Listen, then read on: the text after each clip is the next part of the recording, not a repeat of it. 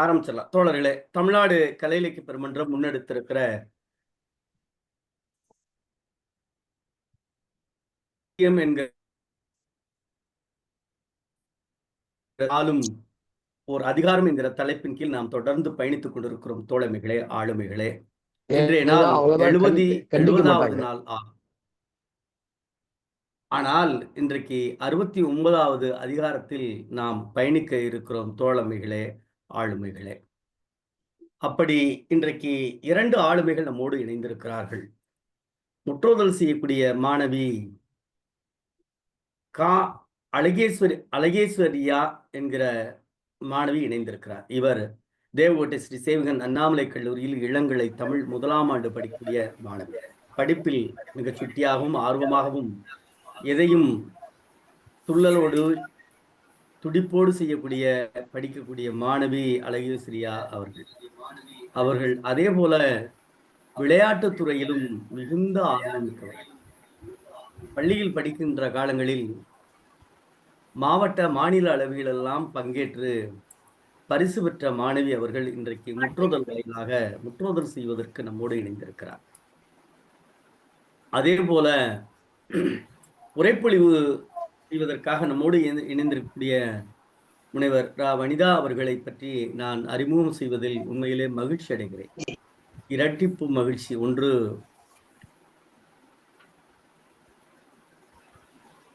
எனது அந்நியார் என்கிற நிலையில் மகிழ்ச்சி, மற்றொன்று நெறியாளர் என்கிற நிலையில் மகிழ்ச்சி.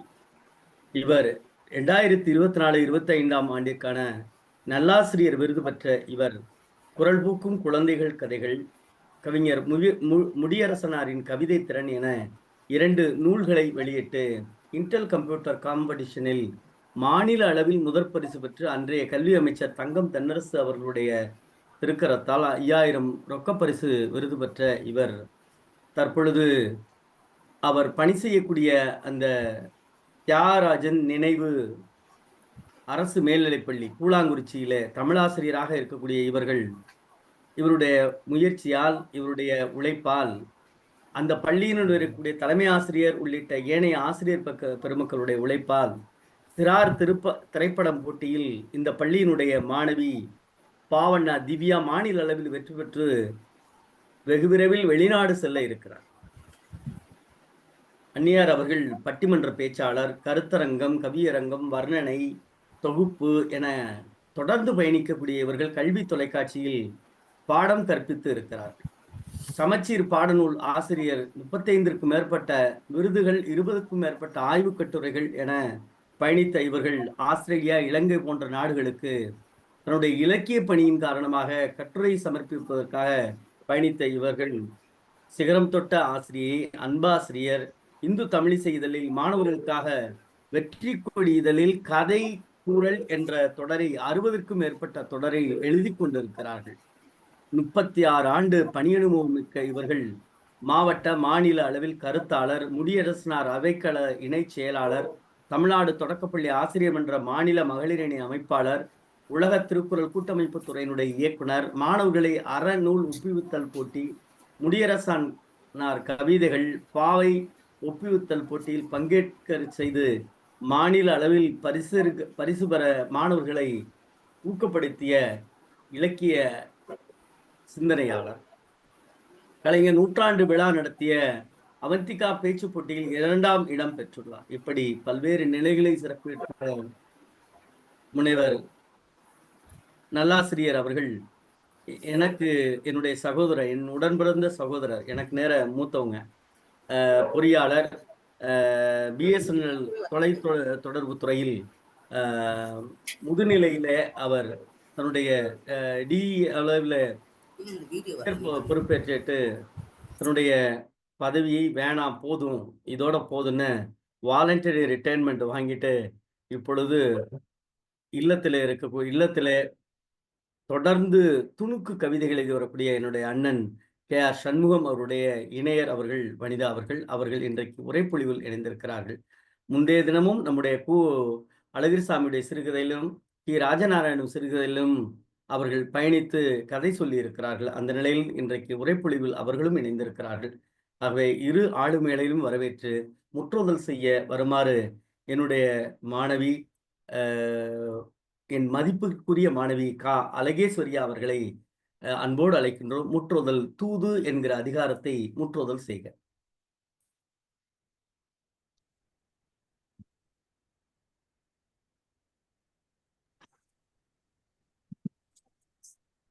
அனைவருக்கும் வணக்கம்.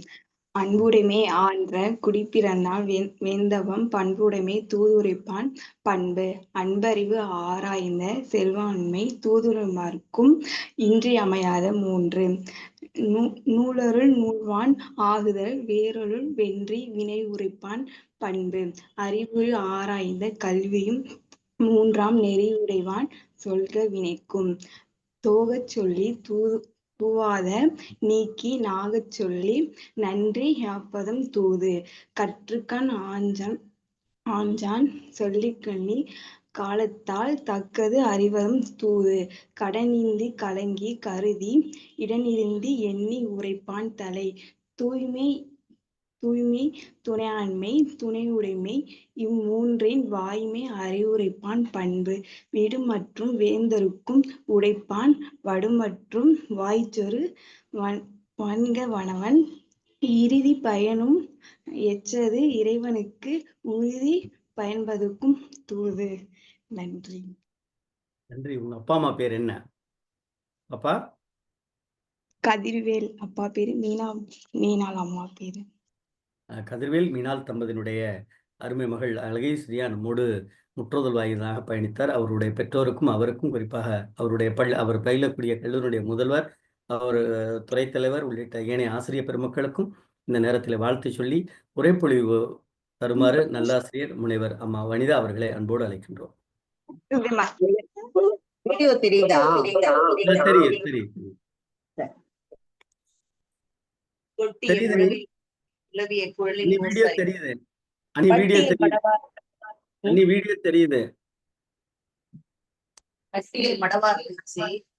அண்ணி வீடியோ எப்ப தெரியல, தெரியலையா?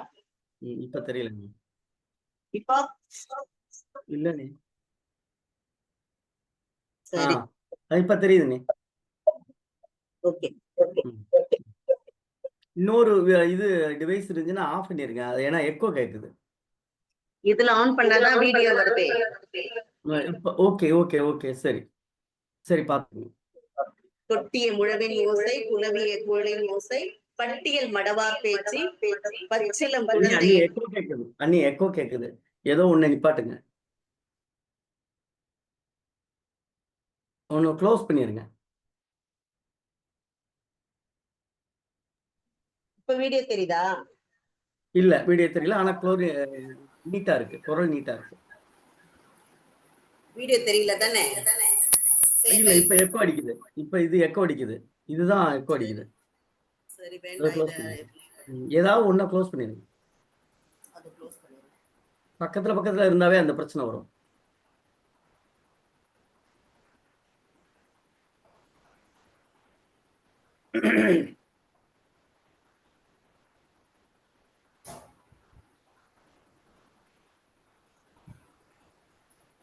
இப்ப தெரியுதா? சாரி. ஓகே. தொட்டிய முழவின் ஓசை குலவிய குழலின் ஓசை பட்டியல் மடவார் பேச்சு பச்சிலம் குழந்தையின் பாடல். அட்டிலில் முனைவார் கூவல் இட்ட நற்பணியின் மேவி ஆடவர் அங்கும் இங்கும் எழுப்பும் ஓசை. என் தாய் தமிழை வாழ்த்தி வணங்கி இன்றைக்கு தமிழ்நாடு கலை இலக்கிய பெருமன்றமானது திருக்குறள் 4 ஓர் அதிகாரம் என்பதை இணைய வழி தொடராக மிக சிறப்பாக நடத்தி கொண்டிருக்கின்றது.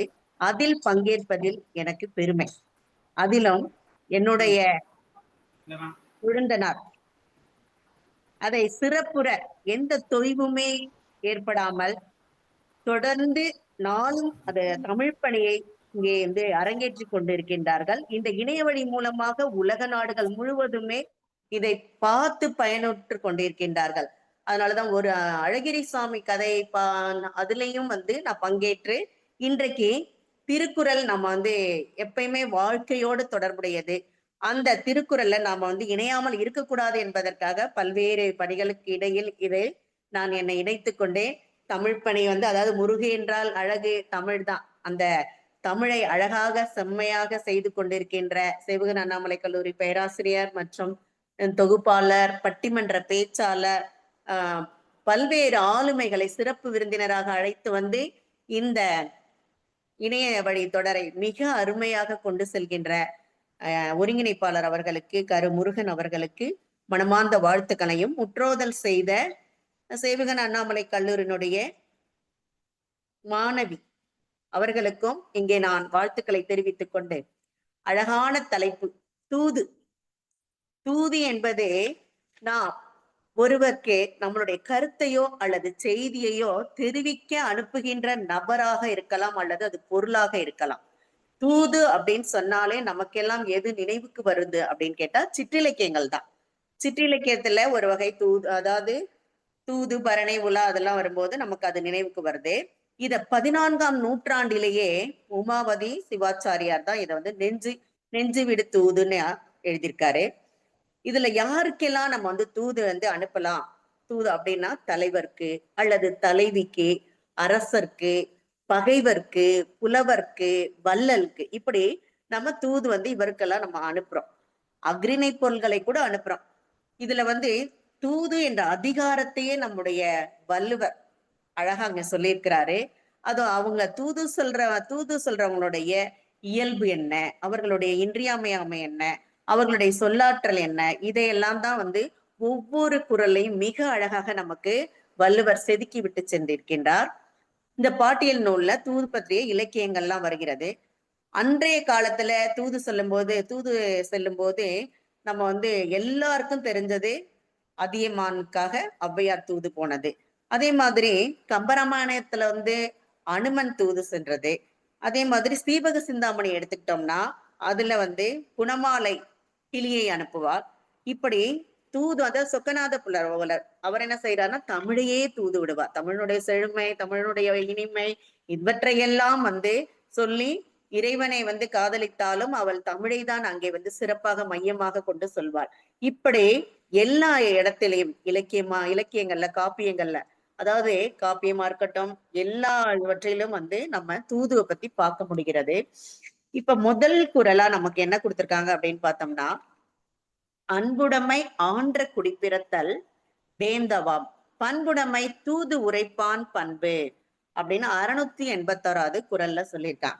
இந்த குறளை படித்த உடனே எனக்கு என்ன நினைவுக்கு வந்தது அப்படின்னா, பண்புடைமை அதிகாரத்திலையும் சொல்லியிருப்பாங்க. அன்புடைமை ஆன்ற குடிப்பிறத்தல் இவ்விரண்டும் பண்புடைமை என்னும் வழக்கு. அப்போ அன்பானது எவ்வளவு நமக்கு வந்து ஆளுகின்றது, அதாவது உலகத்தையே கட்டி போடுவதே அன்புதான். அந்த அந்த அன்பைதான் வந்து பகைவர்களுக்குள்ளார போர்லாம் வரும்போது தூது அனுப்புறாங்க, சமாதானப்படுத்துறதுக்காக தூது அனுப்புறாங்க. இப்ப நமக்கு அன்பு மட்டும் இருந்தால் அகிலத்தையும் ஆளலாம். அந்த வகையில தான் இங்க அன்பை மையப்படுத்தி முதல்ல அததான் சொல்றாரு. ஆன்ற குடிப்பிறத்தல் அப்படின்னு சொல்லும் போது நமக்கு தெரியாது எந்த குடியில பிறப்போம், அதாவது சேற்றிலும் செந்தாமரை முளைக்கும் சொல்வாங்க. அதே மாதிரி எந்த குலத்துல பிறப்போம்ன்றது நம்ம கையிலே கிடையாது. அப்படி இருக்கும்போது எப்படிப்பட்ட குலத்தில் நாம் பிறந்தாலும் நம்ம நல்ல பழக்க வழக்கங்களை மேற்கொண்டால், நல்ல பண்புகளை மேற்கொண்டால் அதுதான் வந்து நல்ல குடிப்பிறப்பு. அப்ப ஒரு தூதுவருக்கே என்ன குணநலன்கள் இருக்கணும் அப்படின்னு பார்த்தா அன்பு இருக்கணும், நம்ம அவங்க நல்ல குடிப்பிறப்பா இருக்கணும்னு சொன்னா. இதுல ஔவையார் கூட மூதுரையில சொல்லுவாங்க, மேலை தவத்தளவே ஆகுமாம் குணம் அப்படின்னு சொல்லுவாங்க. நம்ம பிறக்கின்ற குடியை பொறுத்துதான் குணம் அமையுன்ற மாதிரி அவங்க சொன்னாங்க. ஆனா எனக்கு வந்து ஒரு கதைங்கிறது, ஒரு ஆசிரியர் வந்து வேட்டியை வந்து என்ன செய்வாரு, துவைச்சிட்டு காயப்பட்டிருப்பாரு, அது திடீர்னு காணாம போயிடும். அப்ப வந்து அவரு ஊர்ல இருக்கக்கூடிய மக்கள் எல்லாம் சொல்லுவாங்க, அந்த கிணத்துக்கு அடிக்கடி சிகாமணி தான் போயிட்டு வரான், அதனால அவன் தான் எடுத்திருப்பான் அப்படின்னு சொல்லுவாங்க. ஆனாலும் அவர் வந்து கேட்க மாட்டாரு. இங்க வகுப்பறைக்கு வந்து திருக்குறள் கதையை சொல்வார். அப்ப என்ன சொல்வார்னா, இந்த மாதிரி நல்ல குடியில பிறந்தாலும் பிறக்காததும் நம்ம கையில கிடையாது. ஒரு வீட்டுல அப்பா வந்து திருடனா இருக்கலாம், ஆனா அந்த பிள்ளை நல்லவனா கூட இருக்கலாம் அப்படின்னு அவர் சொல்வார். சொன்ன உடனே இந்த பையன் என்ன பண்ணுவான், சகாதேவன் போய் உடனே மத்தியான நேரத்துல அவங்க வீட்டுல மறைச்சு வச்சிருந்தான் தன்னுடைய அப்பா வந்து திருடின அந்த வேட்டிய கொண்டு வந்து தன்னுடைய நண்பன் மூலமா ஆசிரியருக்கு கொடுத்து அனுப்பான். அப்ப ஊர் மக்கள் எல்லாம் சொல்லுவாங்க, அவன் அங்க சொன்ன மாதிரியே சிகாமணி தான் திருடி இருக்கான், அதனால நீங்க அவனுக்கு தண்டனை கொடுக்கணும் அப்படின்னு சொல்லலாம். ஆனா ஆசிரியர் அந்த செயலை செய்ய மாட்டார். அப்ப இந்த கதை மூலமா மாணவர்களுக்கு நல்ல எண்ணத்தை விதைக்க முடிகிறது. அப்ப இந்த திருக்குறள் நமக்கு நல்ல நல்ல கருத்துக்களை விதைக்குது. நம்ம எந்த ஒரு பிரச்சனையா இருந்தாலும் அதுக்கு சிக்கலுக்கு தீர்வு காணணும்னா நாம குறளை படிச்சா போதும். அதுக்குதான் நம்ம ஔவையார் என்ன சொல்வாங்கன்னா, அணுவை துளைத்தேள் கடலை புகட்டி குறுகத் தரித்த நூல் சொல்வாங்க. அதே மாதிரி கடுகை துளைத்தேள் கடலை புரட்டி குறுகத் தரித்த நூல் இடைக்காடர் சொல்வார். இப்படி எல்லாவற்றிற்கும் தீர்வு சொல்வதும் நல்ல அறநெறி கருத்துக்களை சொல்வதும், அதாவது நாலும் இரண்டும் சொல்லுக்குறுதி, ஆளும் வேலும் பல்லுக்குறுதி, நாலும் இரண்டும் சொல்லுக்குறுதி, இப்படி பல்வேறு பழமொழியிலிருந்து எதை எடுத்தாலும் உலக பொதுமறையாக இருக்கக்கூடிய இந்த திருக்குறளை இன்றைக்கு 69வது நாளாக 69வது அதிகாரத்திலிருந்தே நாம் அதை பகிர்ந்து கொள்வதில் பெருமை அடைகின்றோம். அப்ப ஆன்ற குடி பிறத்தல் அந்த தூதுவருக்கு இருக்கணும். குடியில் நல்ல குடியில பிறக்கணும், அன்புடைமையா இருக்கணும், அன்பா இருக்கணும். இதுதான் அவருடைய பண்பு நலன் அப்படின்னு சொல்லி அந்த தூதுவருடைய இயல்பை சொல்றாங்க, பண்பை சொல்றாங்க. முதல் குறள்ல அததான் சொல்றாங்க. அடுத்ததா பார்த்தோம்னா 2வது குறள் என்ன சொல்ல வராங்கன்னா, அன்பறிவு ஆராய்ந்த சொல்வன்மை தூது உரைப்பார்க்கு இன்றி அமையாத 3. இந்த 3 குணங்களும் இருக்கணும், இந்த 3 பண்புகளும் இருக்கணும். எதெல்லாம் அப்படின்னு பார்த்தோம்னா, அன்பு, அறிவு, அப்புறம் ஆராய்ந்த சொல்வன்மை. நமக்கு இதுல என்ன சொல்ல வராங்கன்னா, அன்பு ஏற்கனவே நம்ம பார்த்ததுதான். அதே மாதிரி அறிவு வேணும். அறிவுக்கு சென்றெழுத்தால் செலவிடா தீதோரின்னு சொல்வான். அடுத்து அறிவுடைமையின் அதிகாரத்துல இதெல்லாம் சொல்லப்படுகின்றது. எப்பொருள் யார் யார்வாய் கேட்பினும் அப்பொருள் மெய்ப்பொருள் காண்பது அறிவுன்னு சொல்வாங்க. அப்படிப்பட்ட அறிவை நாம் அப்படிப்பட்ட அறிவை நம்ம பெற்றிருக்க வேண்டும். எந்த சூழ்நிலையிலும் அறிவு நமக்கு துணை செய்யும். அதனாலதான் இந்த அறிவு அந்த தூதுவருக்கு இருக்கணும்னு சொல்றாங்க. சொல்வன்மை அப்படின்னு சொல்லும் போது நம்ம இவங்க சூர்ப்பனகையினுடைய சொல்வன்மை இங்க சொல்லலாம். அதுல என்ன சொல்லப்படுகிறதுனா, அவ ராமன் மீது காமம் கொள்றா. ஆனா அவன் விரும்பல, ராமன் விரும்பல. அதனால இவன் என்ன செய்யறான், பொய் சொல்றான். பொய் சொன்ன உடனே ராமன் நம்மள விரும்பலையேன்னு பொய் சொன்ன உடனே அந்த குலமே என்ன ஆகுதுன்னா, அரக்கர் குலமே அழிஞ்சு போயிருது. இப்போ பொய் சொல்ற அப்ப தன்னுடைய சொல்வன்மையினால ராவணன் கிட்ட போய் தவறா சொல்லி அந்த குலத்துல ஒரு அழிவை ஏற்படுத்தக்கூடிய ஒரு ஆற்றல், சொல்லாற்றல் யார்கிட்ட இருக்கு அப்படின்னா சூர்ப்பனகைட்ட இருந்துச்சு. அதை நம்ம இங்க சொல்லலாம். அதே மாதிரி இதை விட சொல்லாற்றல்ல யாரோ முக்கியமா சொல்றாங்கன்னா அனுமனை சொல்வாங்க. ஏன்னா அனுமன் சீதையை தேடி போவான். ஆனாலும் நம்ம என்ன எதிர்பார்க்கிறோமோ அதை உடனடியா சொல்லக்கூடிய ஆற்றல் அனுமன்ட்டு இருந்தது. அதனாலதான் கண்டேன் சீதையை அப்படின்னு சொல்லி அந்த வார்த்தையில முடிப்பான். அப்ப நம்ம தூதுவருக்கு என்ன இருக்கணும் அப்படின்னு பார்த்தோம்னா, இந்த 3 விதமான பண்புகள் இருக்கணும். அன்பறிவு, அடுத்தது சொல்லாற்றல். இந்த 3 அந்த தூதுவர்கிட்ட இருக்கணும் அப்படின்னு 2வது குறள்ல சொல்லியிருக்காங்க. இப்ப முதல் குறளும் சரி, 2வது குறளும் சரி, அவருடைய தூதுவருடைய பண்பை தான் சொல்கிறது. அடுத்து 3வது குறளை பார்த்தோம்னா, நூலாருள் நூல்வல்லன் ஆகுதல் வேளாருள் வென்று வினையுரைப்பான் பண்பு. அதாவது ஒரு கல்வி அறிவு கொண்ட, அதாவது நூல் அறிவு கொண்ட கற்றவர்களுடைய அறிவு நம்ம தூதுவருக்கு இருக்கணும். எப்படி அப்படின்னு கேட்டா, ஆர்த்த சபை 101, 1000ல் 1ஆம் புலவர், வார்த்தை 10,000ல் ஒருவர், பூத்த மலர்கண் தன் தாமரை திருவே தாதா கோடிக்கொருவர் உண்டாயேன் உண்டு என்று அரு. புலவர்களை எல்லாம் அழைத்து நல்ல பாடல் பாடி இந்த ஊஞ்சல், மதுரையில ஊஞ்சல் கட்டி அந்த ஊஞ்சல்ல இருக்கக்கூடிய 4 சங்கிலியும் ஒரே நேரத்துல அறுபடணும் பாண்டிய மன்னன் ஒரு கட்டளை விதிப்பார். ஆனா புலவர்கள் யாராலையும் அப்படிப்பட்ட ஒரு பாடலை பாடவே முடியாது. ஆனா அந்த இடத்துல வருகின்ற ஔவையார் என்ன செய்வாங்கன்னா, இந்த பாடலை பாடி, ஒரு பாடலை பாடி அந்த செயின், அந்த ஊஞ்சல்ல இருக்க 4 செயினையும் அவங்க அறுத்து விடுவார்கள். அப்படிப்பட்ட நூலறிவு நம்ம ஔவையாருக்கு, பெண்பார் புலவருக்கு அந்த காலத்திலே இருந்தது. அந்த அறிவுக்கு நம்ம தூது செல்லக்கூடிய அவருக்கு இருக்கணும் அப்படின்றதான். 100, அதாவது சபையில 100ல ஒருத்தர் தான் உட்கார முடியும். இப்ப இந்த நிகழ்வை கூட கொண்டு செல்கின்றவங்க எல்லாருமே கற்றறிந்த சபையில பேசுவது என்பது பெரிய வரம். அப்படிப்பட்ட ஆளுமை உடையவர்கள் தான் இங்க பேசுகின்றார்கள். அதுவும் தொடர்ந்து பேசும்போது அவர்களுக்கு நல்ல பயிற்சி கிடைக்கின்றது. பேச பேச பேச்சாற்றலும் நம்மை அறியாமல் அவர்களுக்கு வழங்கி கொண்டு இருக்கின்றோம். அப்ப சபையில, அதாவது 100க்கு ஒருத்தர் தான் சபையில உட்கார முடியும். அதே மாதிரி 1000த்துல ஒருத்தர் தான் கல்வி அறிவு பெற்றிருக்க முடியும். 10,000, அதாவது சொல்வன்மை யாருக்கு கிடைக்குதுன்னா 10,000ல் ஒருவருக்கு தான் சொல்வன்மை அமையுமா. அதே வள்ளல், கோடி பேர்ல ஒருத்தர் தான் வள்ளலா இருப்பாங்க. அதுலயே நம்ம அழகப்ப வள்ளல இந்த இடத்துல நம்ம குறிப்பிடாம இருக்கவே முடியாது. கொடி கொடுத்த கொடைங்கன், குடியிருந்த வீடும் கொடுத்த விடுதெய்வம், தேடியும் அள்ளி கொடுத்த அழகன், அறிவூட்டும் வெள்ளி விளக்கே விளக்கு. அப்படி நம்ம வள்ளல் தன்மையும் இருக்கணும், அதே சமயத்துல சொல்வன்மை இருக்கணும், கற்றறியக்கூடிய நூல் அறிவு இருக்கணும் அப்படின்னு சொல்லி இதுல 3வது குறள்ல சொல்றாங்க. 4வது குறளை எடுத்துக்கிட்டோம்னா, அறிவுறு ஆராய்ந்த கல்வி இம்மூன்றன் செறிவுடையான் செல்க வினைக்கு. இதுல பாத்தீங்கன்னா இயற்கை அறிவு இருக்கிறோமா, நமக்கு அறிவு இருக்கு, அது நூலறிவா இருக்கும், அல்லது பார்த்து கேட்டு அனுபவத்தால கிடைக்கிற அறிவு, இப்படி பல்வேறு வகையில நமக்கு அறிவு இருக்கின்றது. ஆனா இங்க என்ன சொல்றாருன்னா வள்ளுவர், இயற்கையாவே தூது செல்றவனுக்கு அறிவு இருக்கணும் அப்படின்னு சொல்றார். இத படிச்ச உடனே, இயற்கை அறிவுன்னு படிச்ச உடனே எனக்கு என்ன நினைவுக்கு வந்தது அப்படின்னு பாத்தீங்கன்னா, நம்ம முன்னோர்கள்லாம் இந்த கால நேரத்தை கேட்டாலே அந்த சூரியனுடைய நிழலை பார்த்தே அவர்கள் மணியெல்லாம் சொல்லுவாங்க. அப்ப அவங்களுக்கு இயற்கை அறிவு இருந்திருக்கு. அப்படிப்பட்ட அறிவு ஒரு தூதுவருக்கும் இருக்க வேண்டும் அப்படின்னு சொல்றாங்க. அடுத்து என்ன சொன்னா, எடுப்பான தோற்றம். எதுக்குமே ஆளுமை ரொம்ப ரொம்ப முக்கியம். அந்த ஆளுமையை கொடுப்பதே கல்விதான். அப்படிப்பட்ட ஆளுமையை இந்த தூதுவனுக்கும் இருக்க வேண்டும் அப்படின்னு சொல்லி நம்ம வள்ளுவர் சொல்றாரு. அடுத்து என்ன சொல்லனா, பல நூல்களை ஆராய்ந்து கற்ற கல்வி அறிவு. 2 குறளையும் திரும்ப திரும்ப நமக்கு கல்வி அறிவு, நூல் அறிவு சொல்லிக்கிட்டே இருக்காங்க.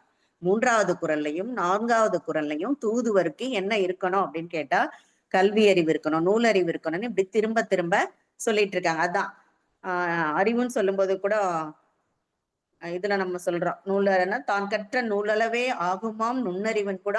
அதே அந்த இதுல மூதுரை பாடல்ல ஔவையார் சொல்லியிருப்பாங்க. அப்ப நம்ம தோண்ட தோண்ட நீர் சுரக்கம், தொட்டனை தோறும் மணற்கேணி மாந்தர்க்கு கற்றனை தூறும் அறிவுன்னு சொல்றாங்க. வள்ளுவர் தான் சொல்றாரு அந்த குறள்ல. அப்ப நம்ம தோண்ட தோண்ட நீர் கிடைக்கிற மாதிரி நம்ம படிக்க படிக்க நமக்கு அறிவு பெருகிக்கிட்டே இருக்கு. அதனாலதான் அண்ணல், அதாவது சட்டமேதை மாமேதை அம்பேத்கர் என்ன செஞ்சாரு, நமக்கு பல்வேறு நூல்களை படித்தார். எல்லா நாட்டுல இருக்கக்கூடிய சட்ட திட்டங்களை எல்லாம் படித்து நமக்கு ஒரு அருமையான சட்டத்தை 2 ஆண்டு காலம் அது சட்டத்தை இயற்றி நமக்கு அதை நடைமுறைப்படுத்தினார்கள். அப்படிப்பட்ட சட்ட மாமேதை படிப்பதற்கு, அந்த சட்டத்தை உருவாக்கி கொடுப்பதற்கு எது நமக்கு துணையா நின்றது அப்படின்னு கேட்டா, இந்த கல்வி அறிவு, நூலறிவு மட்டும்தான். அவர் ஒரு லைப்ரரிக்கு காலையில முதல்ல திறந்த உடனே போவாரு. அதே மாதிரி அந்த லைப்ரரியில, நூலகத்துல இரவு நேரத்துல கடைசி ஆளா வருவார். அப்படி படித்ததுனாலதான் இன்றைக்கு நமக்கு ஒரு நல்ல சட்டம் கிடைச்சிருக்கு. சட்ட மாமேதைன்னு சொல்ற அம்பேத்கர் மூலமா நமக்கு அதை பெற்றிருக்கின்றோம். இந்த அறிவு எல்லாமே தூதுவருக்கும் இருக்க வேண்டும் என்று சொல்கிறாங்க. அப்ப இந்த 4வது குறள்ல என்ன சொல்லியிருக்காங்கன்னா, இயற்கை அறிவு இருக்கணும், எடுப்பான தோற்றம் இருக்கணும். அதாவது ஒரு தூதுவர் என்பவர் அமைச்சருக்கு இணையானவர். அப்படிப்பட்டவருக்கு இந்த எடுப்பான தோற்றம் என்பதும் மிக மிக முக்கியம். இதே தூதரகம் எல்லாம் வச்சிருக்காங்க 2 நாட்டுக்கு நடுவுல. இப்ப வழக்கு, அந்த காலத்துல புலவர் எல்லாம் போனாங்க. ஆனா இந்த காலத்துல பாத்தீங்கன்னா தூதரகங்கள்லாம் இருக்கு. இப்ப கூட ரஷ்யா உக்ரைன் எல்லாம் கூட நமக்கு போர் தொடர்ந்து 2 ஆண்டுகளுக்கு மேல நடந்துகிட்டே இருக்கு இல்லையா. அதுலயுமே சமாதானப்படுத்தணும் அப்படின்னா இந்த தூதுவர்கள் தூதரகங்கள் தான். அதுல நமக்கு ஏதாவது ஒரு பிரச்சனை வந்தா கூட இந்திய நாட்டுல இருக்கக்கூடிய மாணவிகளோ வேற யாருமோ பிரச்சனை வந்தாலும் தூதுவர்கள் மூலமாக அவர்களை அணுகி இங்க அவர்கள் வர முடிகிறது. அப்ப 2 நாடுகளுக்கு நடுவே போர்களை தடுப்பதற்கு இந்த தூதுவர்களும் தூதரகங்களும் பயன்படுகின்றது. அதே இதுல 4வது குறளை நம்ம 3 வகையான இதை பார்த்துட்டோம். இயற்கை அறிவு, எடுப்பான தோற்றம், பல நூலை படித்து அதனால் வருகின்ற அறிவு, இதெல்லாம் ஒரு தூதுவருக்கு இருக்க வேண்டும் சொல்லியாச்சு. இப்ப 5வது குறள்ல என்ன சொல்றாங்க அப்படின்னு பார்த்தா, தொகச்சொல்லி தூவாது நீக்கி நகச்சொல்லின் நன்றி பயப்பதாம் தூது. இதுல எத்தனை வகையான, அதாவது தூது செல்பவன் எப்படி இருக்கணும் அப்படின்றதுக்கு 3 வகையா சொல்றாங்க. ஒண்ணு சுருங்க சொல்லணும், இன்னொன்னு சுவையற்றதை நீக்க வேண்டும், நகைச்சுவையோடு சொல்லணுமா. இதுல நகைச்சுவை தேவைப்படாது. அதாவது வாழ்க்கையில நமக்கு எப்பயுமே அது வீடா இருந்தாலும் எங்கேயும் ஒரு நிகழ்வா இருந்தாலும் அந்த நகைச்சுவை இல்லாம இருக்கவே முடியாது. நகைச்சுவை தான் எடுபடும். பேச்சாற்றல் உடையவர்களுக்கு நகைச்சுவை ரொம்ப ரொம்ப முக்கியமான ஒன்று. அந்த நகைச்சுவையும் தூதுவருக்கு இருக்க வேண்டும் அப்படின்னு சொல்றாரு. இப்ப ஔவையார் கூட என்ன செய்யறாங்க அப்படின்னா, சுருங்க சொல்றக்கூடிய நிலையை கூட நம்ம இங்க இதுல பார்க்கலாம். தொண்டைமானுக்கா தொண்டைமானுக்கும் அதியமானுக்கும் வந்து சண்டை வருது. அப்ப அவங்க வந்து நடுவரா தூதுவரா போறாங்க.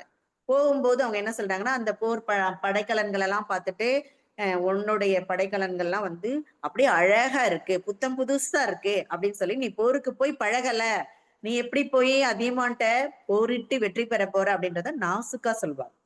அந்த மாதிரி போர் பத்தின அந்த நிகழ்வுகளை ரொம்ப அழகா சுருக்கமா எடுத்து சொல்லி, சுவையாவும் சொல்லி, அந்த போரை நிறுத்தக்கூடிய ஆற்றல் பெற்றவராக நம்ம ஔவையாரை கூட பார்க்க முடியுது. நகைச்சுவைன்னு சொன்னோன்னே எனக்கு ஒண்ணு ஞாபகம் வருது. இப்போ தங்கம் தென்னரசு அவர்கள் வந்து சின்ன பிள்ளையா இருக்கும்போது, அவங்க அப்பா வந்து ஒரு மீட்டிங் போயிருக்கிறாரு. கலைஞர் இருக்க மீட்டிங்க்கு. அப்ப இவர் கூட்டிட்டு போ சொன்னா கூட்டிட்டு போலயாம். அப்ப வந்து பிள்ளைகளோட பிள்ளைலாம் சேர்ந்து வெறும் 5வது தான் படிச்சிருக்காரு. அவரு அந்த கூட்டத்துக்கு போயிருக்காரு. எப்படியோ ஒரு வழியா மேடையில இருந்தவங்க ஒருத்தர் பார்த்துட்டு இவர தூக்கிட்டு போயிட்டாங்க மேடைக்கு.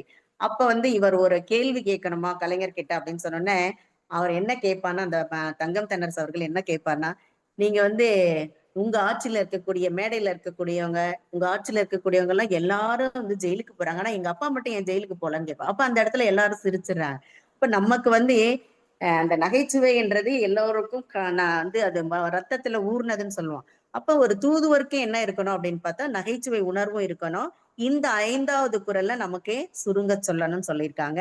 சுவை இல்லாததை நீக்கணும்னு சொல்லியிருக்காங்க. டெலீட் பண்ணிட வேண்டியதுதான். அதே மாதிரி நகைச்சுவை உணர்வோடு பேசணும் அப்படின்னு சொல்லியிருக்காங்க.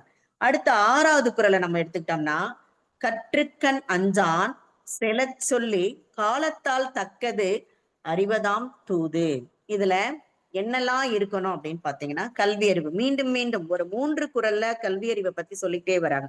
4வது குறள்ல சொல்லப்படுகிறது, 5வது குறள்லையும் சொல்லப்படுகிறது. அடுத்தது 3வது குறள், 4வது குறள், 6வது குறள். இதுல எல்லாமே கல்வி அறிவை வந்து முதன்மைப்படுத்தியிருக்காங்க. அடுத்தது என்ன சொல்றாங்கன்னா, எதிரியை கண்டு பயப்படக்கூடாது. போற தூதுவர் வந்து எதிரி நாட்டு, அதாவது பகை நாட்டு மன்னனை பார்த்து பயந்து போயிடக்கூடாது. அதுதான் இங்க சொல்லப்படுகிறது. கேட்டார் கவருமாறு பேசுவது. அதுக்குதான் வந்து நம்ம பேச்சு வந்து பிறரை கட்டி இழுக்கக்கூடிய வகையில் இருக்க வேண்டும். அது இல்லாம இவங்க ஏண்டா பேசுறாங்க அப்படின்னு ஒரு தொய்வு நிலை ஏற்படக்கூடாது. அவங்க கேட்கிற தன்மை இல்லைன்னா நம்ம நிறுத்திடணும். கேட்டார் பிணிக்கும் தகையவாம் சொல் அப்படின்னு சொல்றாரு இல்லையா? அது கட்டி போடணும். நம்ம பேச்சானது கட்டி போடணும். அதுதான் இங்க வந்து கேட்டவர் கவருமாறு பேசுவது அப்படின்னு சொல்லியிருக்காங்க. காலத்துக்கு தக்கவாறு சொல்லணும். நம்ம நேரம் காலம் எல்லாம் பார்த்து அந்த காலத்தை, இப்போ எல்லாம் வந்து டெக்னாலஜி உலகம். அப்ப அதுக்கு தகுந்த மாதிரி மாணவர்கள் மனநிலை இருக்கும். அது மாதிரி காலத்தை வந்து சொன்னாங்க. அப்ப அந்த காலத்துல வந்து முன்னோர்கள்லாம் எப்படி இருந்தாங்க, அவர்களுடைய நிலையை அறிந்து பேசுறது, மரியாதைனா என்ன, பண்பாடுனா என்ன, அவர்கள் அதுக்கு முக்கியத்துவம் கொடுத்தாங்க. அந்த மாதிரி காலத்துக்கு ஏற்ப நம்மை மாற்றிக்கொண்டு நாம அந்த தூதுவருக்கும் அந்த ஒரு பண்பு இருக்கணும் அப்படின்னு சொல்றாங்க. இப்ப இந்த 6வது குறளை பொறுத்த மட்டும் நமக்கு கல்வி அறிவு வேண்டும். எதிரியை பார்த்து அந்த தூதுவர் பயப்படக்கூடாது.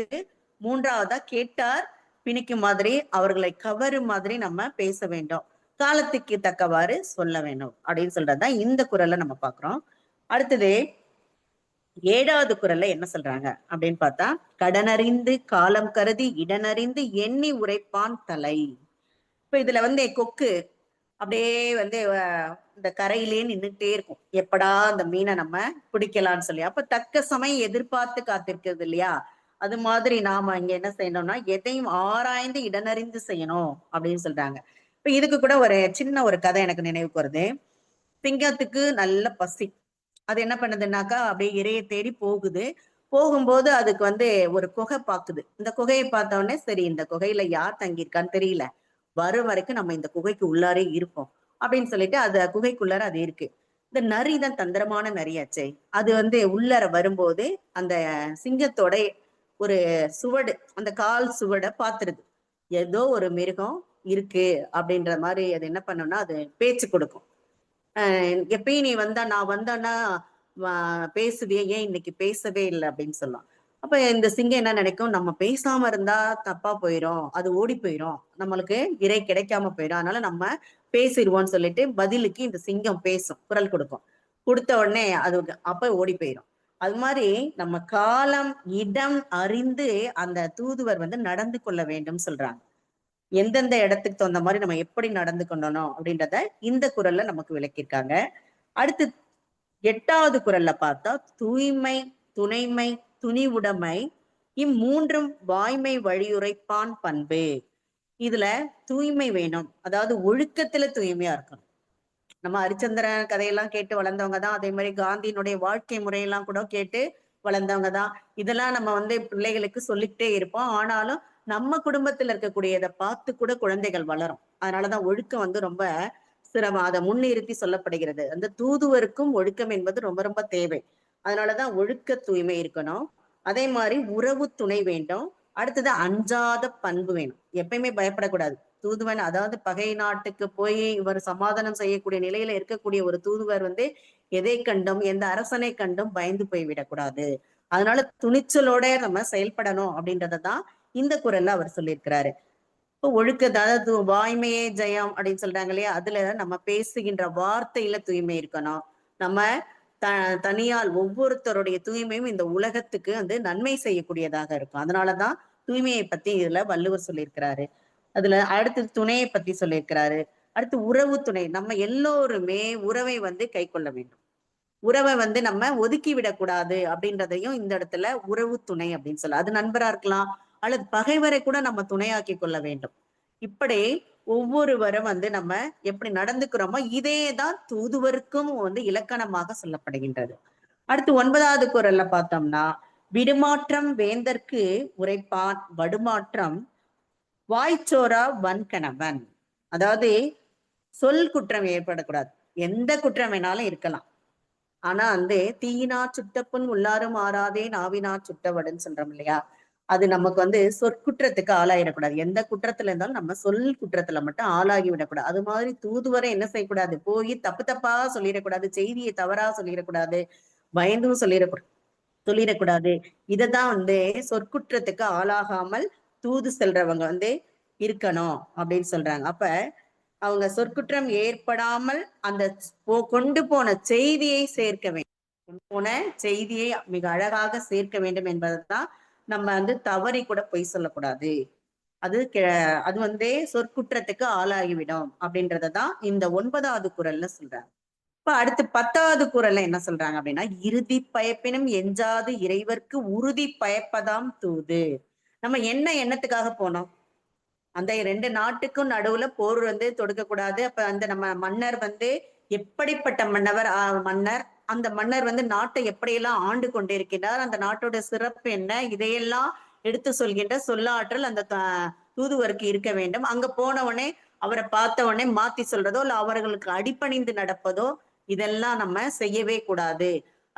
எதற்கும் பயந்து நம்ம நடந்து விடக்கூடாது என்பதை தான். நீங்க எதிரிக்கு பயந்து பொய் சொல்லாமல் அவரிடம் இருந்து, இந்த ரெண்டுமே கிட்டத்தட்ட ஒரே மாதிரிதான் பொருள் வருது. இந்த விடுமாற்றம் வேந்தற்கு உரைப்பான் வடுமாற்றம் அந்த குறளும், இறுதி பயப்பினும் எஞ்சாது இறைவர்க்கு உறுதி பயப்பதாம் தூது இந்த 10வது குறளும் கிட்டத்தட்ட ஒரே கருத்தை தான் நமக்கு முன்வைக்குது. அதனால பயப்படாம நம்ம என்ன செய்தி கொண்டு போனோமோ அந்த செய்தியை நம்ம சரிவர செய்துட்டு வரணும். அங்க இருந்து நம்ம வெற்றி பெற வேண்டும். நம்ம என்ன நினைத்தோமோ அதை வெற்றி பெற வேண்டும் என்பதை தான் இந்த 10வது குறள்ல சொல்லியிருக்காங்க. அழகான தூது அதிகாரத்தை எனக்கு வழங்கியிருக்காங்க. இதுல நம்ம எதெல்லாம் பார்த்தோம்னா, தூதுவருடைய இயல்பை பார்த்தோம், இன்றியமையாமை பார்த்தோம், அவருக்கு உண்டான அறிவை பார்த்தோம், சொல்வன்மையை பார்த்தோம், இயற்கை அறிவு இருக்கணும், ஆளுமை இருக்கணும், அஞ்சக்கூடாது, சுருக்கமா சொல்லணும், சுவையில்லாததை நீக்க வேண்டும், நகைச்சுவையோட சொல்லணும், ஒழுக்கத்தோட இருக்கணும், உறவை நம்ம துணை கொள்ளணும், அதாவது பல நூலை நம்ம அறிவு பெறணும். அதாவது அறிவுக்கெல்லாம் சாக்ரட்டிஸ் தான் கிரேட். அப்படிப்பட்ட அறிவு நமக்கும் இருக்கணும் அப்படின்றாரு. இப்ப இதையெல்லாம் இந்த தூது அதிகாரத்துல 10 குறள் வழியாக நமக்கு எடுத்துரைத்திருக்கார். அதை நாம் கண்டிப்பாக படித்து பயன்பெற வேண்டும். இந்த வாய்ப்பளித்தமைக்கு நன்றி கூறி விடைபெறுகின்றேன். நன்றி. நன்றி தோழமையே. மிக்க மகிழ்ச்சி. அன்னைக்கு நான் வாழ்த்துக்கள் சொல்றதுக்காக ரொம்ப நன்றி. மிக்க மகிழ்ச்சி. வழக்கம் போல் பின்னூட்டத்தை தொடங்கி வைக்கிற கவிஞர் ரவீந்திர பாரதி. இந்த அட்மிட் பண்றவங்க என்னை கொஞ்சம் அட்மிட் பண்ணி விடுங்க. வெளியில வந்துருச்சு. ரொம்ப நேரமா நான் முயற்சி பண்ணிட்டே இருக்கேன், இணையவே முடியல. அப்புறம் எங்க இணையருடைய இணைப்புல இருந்து இணைஞ்சிருக்கேன். முடிஞ்சா என்னை அட்மிட் பண்ண, உள்ளுக்கு போகவே மாட்டேங்குது. நன்றி கவிஞர் அவர்களே, வாங்க. பேரன்பு மிக்க தோழமைகளே, உங்கள் அனைவருக்கும் என்னுடைய அன்பு வணக்கம். இன்று மிக அருமையான நாளாக அமைந்திருக்கிறது. தினந்தோறும் சிறப்பாக தான் இருக்கு, இன்னைக்கு மிக சிறப்பாக இருக்கிறது. முற்றுவதல் செய்த மாணவி அழகேஸ்வரி அவர்களுக்கு என்னுடைய அன்பும் வாழ்த்துக்களும். மிக அழகாக, இனிமையாக, தெளிவான உச்சரிப்போடு 10 குறள்களையும் கேக்குதா? கேக்குதுயா, கேக்குது. 10 குறள்களையும் மிக அருமையாக சொல்லி முடித்திருக்கிறார்கள். அடுத்தது நம்முடைய நெறியாளருடைய அந்நியார் திருமதி வனிதா அவர்கள். நெறியாளர் அவர்கள் உறவு முறைக்காக பாராட்டவில்லை, அவருடைய உறுதியான திறமைகளை மனமு வந்து பாராட்டியிருக்கிறார். அதற்கு சிறிது கூட அப்பழுக்கில்லாமல் மிக ஆழ்ந்த புலமையோடு, நல்ல சொல்வன்மையோடு, தெளிவான உச்சரிப்போடு கருத்துக்களை ஆழ பதியுமாறு நிறைய துணை கதைகள், மேற்கோள்கள், எடுத்துக்காட்டுகள், இதையெல்லாம் அழகாக ஒவ்வொரு குறளுக்கும் என்ன சிறப்புன்னா, அந்த குறளுக்கு விளக்கம் கூடும்போது பல குறள்களையே மேற்கோள் காட்டுறது ரொம்ப சிறப்பு. வள்ளுவர் ஒவ்வொரு இடத்துலயும் எப்படி எப்படிலாம் சொல்லியிருக்காரு, அது இந்த தூதுல வரக்கூடிய குறள்களுக்கு எப்படி பொருத்தமா இருக்கிறது என்று மிக அருமையாக சொல்லியிருக்கிறார். மீண்டும் மீண்டும் அவரை நான் மனதார பாராட்டுகிறேன். ரொம்ப அருமையான பொழிவு இன்றைக்கு. மிக நல்ல அதிகாரம் தூது. தூது அன்றைக்கு அரசருக்காக வேற்றரசிடத்திலே தூது செல்வார்கள். இன்றைக்கு ஒரு குடியரசு நாட்டுல இன்றைக்கும் தூதுக்கு ரொம்ப முக்கியம் உண்டு. ஒவ்வொரு நாட்டிலும் தூதருடைய அலுவலகங்களை வைத்து அந்த அரசாங்கத்தை, அந்த நாட்டுக்கும் நம்ம நாட்டுக்கும் உள்ள உறவுகளை ஏற்படுத்தி கொண்டிருக்கிறார்கள். அப்ப தூதர்கள் எப்படியெல்லாம் இருக்க வேண்டும், எல்லா நாடுகளுக்கு இருக்கக்கூடிய தமிழ் தெரியாத தூதர்களுக்கு கூட ஆங்கிலத்துல மொழிபெயர்த்து இந்த குறளை அனுப்பணும். அவங்களுக்கு தமிழராக இருக்கக்கூடிய தூதர்கள் நிச்சயம் படிக்கணும். தமிழர் அல்லாத தூதர்களுக்கும், இந்திய நாட்டினுடைய பல நாட்டில் இருக்கக்கூடிய தூதர்களுக்கும், இந்தியாவுக்கு வந்திருக்கிற பல நாட்டு தூதர்களுக்கும் இந்த அதிகாரத்தை மொழிபெயர்த்து அனுப்பினால் அது மிகச்சிறிய ஒரு தொண்டாக இருக்கும். அந்த அளவுக்கு மிக சிறப்பான அதிகாரமாக இந்த தூது விளங்குகிறது. மிக அழகாக சொல்லியிருக்கிறார்கள். அவருக்கு எப்படி பாராட்டுவது என்றே தெரியவில்லை.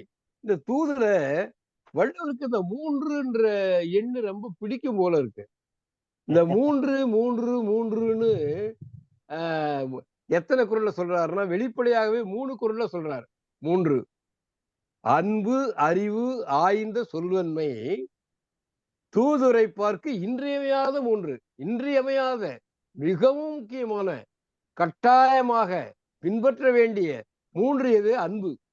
அன்புதாங்க வள்ளுவருடைய வள்ளுவமே அன்பினால் நெய்யப்பட்டது. வள்ளுவம் என்ற அழகான அந்த மாளிகை அன்பினால் கட்டப்பட்டது. நீங்க திருக்குறள் எடுத்தீங்கன்னா அன்பு, அறிவு, அறம், இந்த 3ம் குறள் முழுக்க எல்லா இடத்துலயும் எங்கெங்க வாய்ப்பு கிடைக்குதோ அங்கெல்லாம் அறிவை சொல்லுவாரு, அன்பை சொல்லுவாரு, அப்புறம் அறத்தை சொல்லுவார். இந்த அறம், அன்பு, அறம், அறிவு. ஒரு இடத்துல சொல்றான் பாருங்க, அறிவினான் ஆகுவதுண்டோ பிரிதி நோய் தன்னோய் போல் போற்றாக்கடை, பிறருக்கு வர துன்பத்தை நீ போற்ற நீக்கவில்லை என்றால் நீ பெற்ற அறிவினால் என்னையா அறிவின வெறும் தகவல் சேகரிப்பா? இன்றைக்கு அப்படிதான் போய்கிட்டு இருக்குது. எவ்வளவுக்கு எவ்வளவு மூளையில தகவலை சேகரிக்கிறானோ அதான் அறிவுன்றான். அப்படி அல்ல. அறிவு என்பது எந்த சமயத்திலும், எப்பேற்பட்ட சூழ்நிலையிலும், யாரிடத்திலும் திறமையாக எதிர்கொள்ளக்கூடிய ஆற்றல். அவளிடத்தில் பேசி தன்னுடைய நாட்டினுடைய சிறப்புகளை எடுத்து சொல்லி, தான் என்ன செயலுக்காக தூது சென்று இருக்கிறோமோ அந்த செயலை தன்னுடைய நுட்பமான அறிவினாலும், நூல் பயிற்சியினாலும், அனுபவத்தினாலும், சூழ்நிலைக்கு தகுந்த மாதிரி பேசி அவரிடத்தில் பதிய வைத்து அவரை வளைக்க வேண்டும். அதான் தூதினுடைய அருமையான இது. இந்த 3 சொல்றாரு பாருங்க, அன்பு, அறிவு, ஆய்ந்த சொல்வன்மை. அன்பு, அறிவு, சொல்வன்மை, சொல்லாற்றல். இந்த 3ம் தூதுக்கு இன்றியமையாது. இன்னொரு குறளை சொல்றாரு பாருங்க, 684வது குறள, அறிவு, உரு, ஆராய்ந்த கல்வி, இம்மூன்றும். அறிவு பதிலே அறிவு சொல்றார். தோற்ற பொலிவு, அம்மா ரொம்ப அருமையா சொன்னாங்க. நல்ல அறிவுள்ளவனுக்கு, நல்ல நூலறிவு பெற்றவனுக்கு அவனுடைய தோற்றமே ஒரு கம்பீரமாக இருக்கும், ஒரு ஆளுமை நிறைந்ததாக இருக்கும். உண்மைதான். அந்த கண்களே வந்து ஒளிவீசர் கண்களா இருக்கும். அறிவுள்ளவருடைய கண்கள் ஒளிவீசர் கண்களாக இருக்கும். அறிவு ஒரு ஆராய்ந்த கல்வி. கல்வின்னா சாதாரண கல்வி மனப்பாடம் பண்றதில்ல, அல்லது மூளையில சேமிச்சு வைக்கிறதல்ல கல்வி. ஆராய்ந்த கல்வி, ஆராய்ந்த கல்வி. இம்மூன்றும் செறி உடையான் மிகுதியாக வைத்திருக்கிறவன் தான் செல்க விலைக்கு தூது செல்றதுக்கு அவன் தான் தகுதி உடையவன். என்னென்ன தகுதி? அறிவு, தோற்ற பொலிவு, ஆராய்ச்சி செய்த கல்வி அறிவு, இந்த மூன்றும் மிகுதியாக பெற்றிருப்பவன் தான் தூது செல்வதற்கு தெரியும். இன்னொரு 3 சொல்ல பாருங்க. தூய்மை, துணைமை, துணிவிடமை. ஒழுக்கம், தூய்மை, துணைமை, துணையாக பெற்றிருத்தல், வேற்று அரசனுடைய அமைச்சரையும் துணையாக பெற்றிருக்கக்கூடிய ஆற்றல். துணிவுடைமை, துணிவாக தன் கருத்தை எடுத்து சொல்லக்கூடிய ஆற்றல். அவன் மிரட்டினா கூட, அவன் நம்ம வந்து சினத்தோடு நோக்கினால் கூட அதையெல்லாம் கவலைப்படாம சொல்லக்கூடிய ஆற்றல். அதுதான் தூதருக்கு இருக்க வேண்டும்ன்றார். இது 3 என்ற எண்களோடு வரக்கூடிய குரல்கள். இந்த 3 என்ற எண்கள் வராமல் 3 கருத்துக்களை சொல்லக்கூடிய 3 குரல் இருக்கு. அது என்னன்னு பாருங்க. அன்புடைமை ஆன்ற குழிபிறத்தில் வேந்தவாம்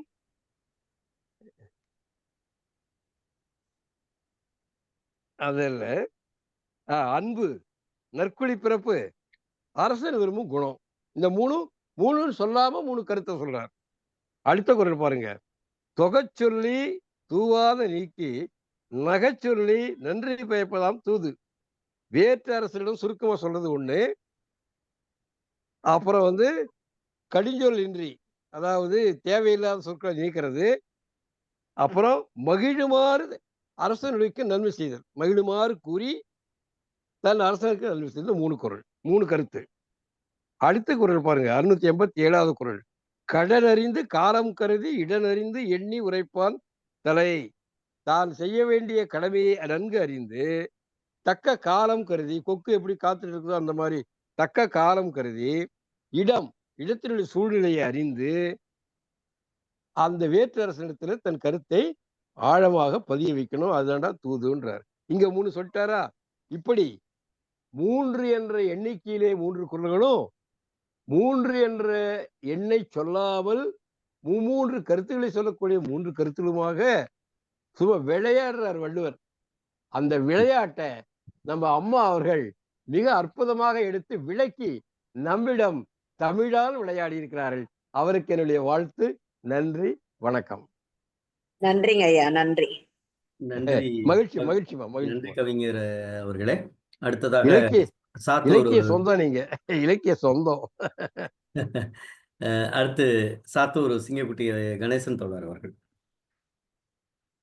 தோழர்கள் அனைவருக்கும் வணக்கம். இன்று முற்றோதல் செய்த மாணவி மிகவும் சிறப்பாக செய்தார்கள். இருந்தாலும் அவர்களுக்கு இந்த வாசிப்பு பயிற்சி, அந்த வார்த்தைகளை கையாடக்கூடிய பயிற்சி இன்னும் கொஞ்சம் கொடுக்கணும்னு நான் நினைக்கின்றேன்.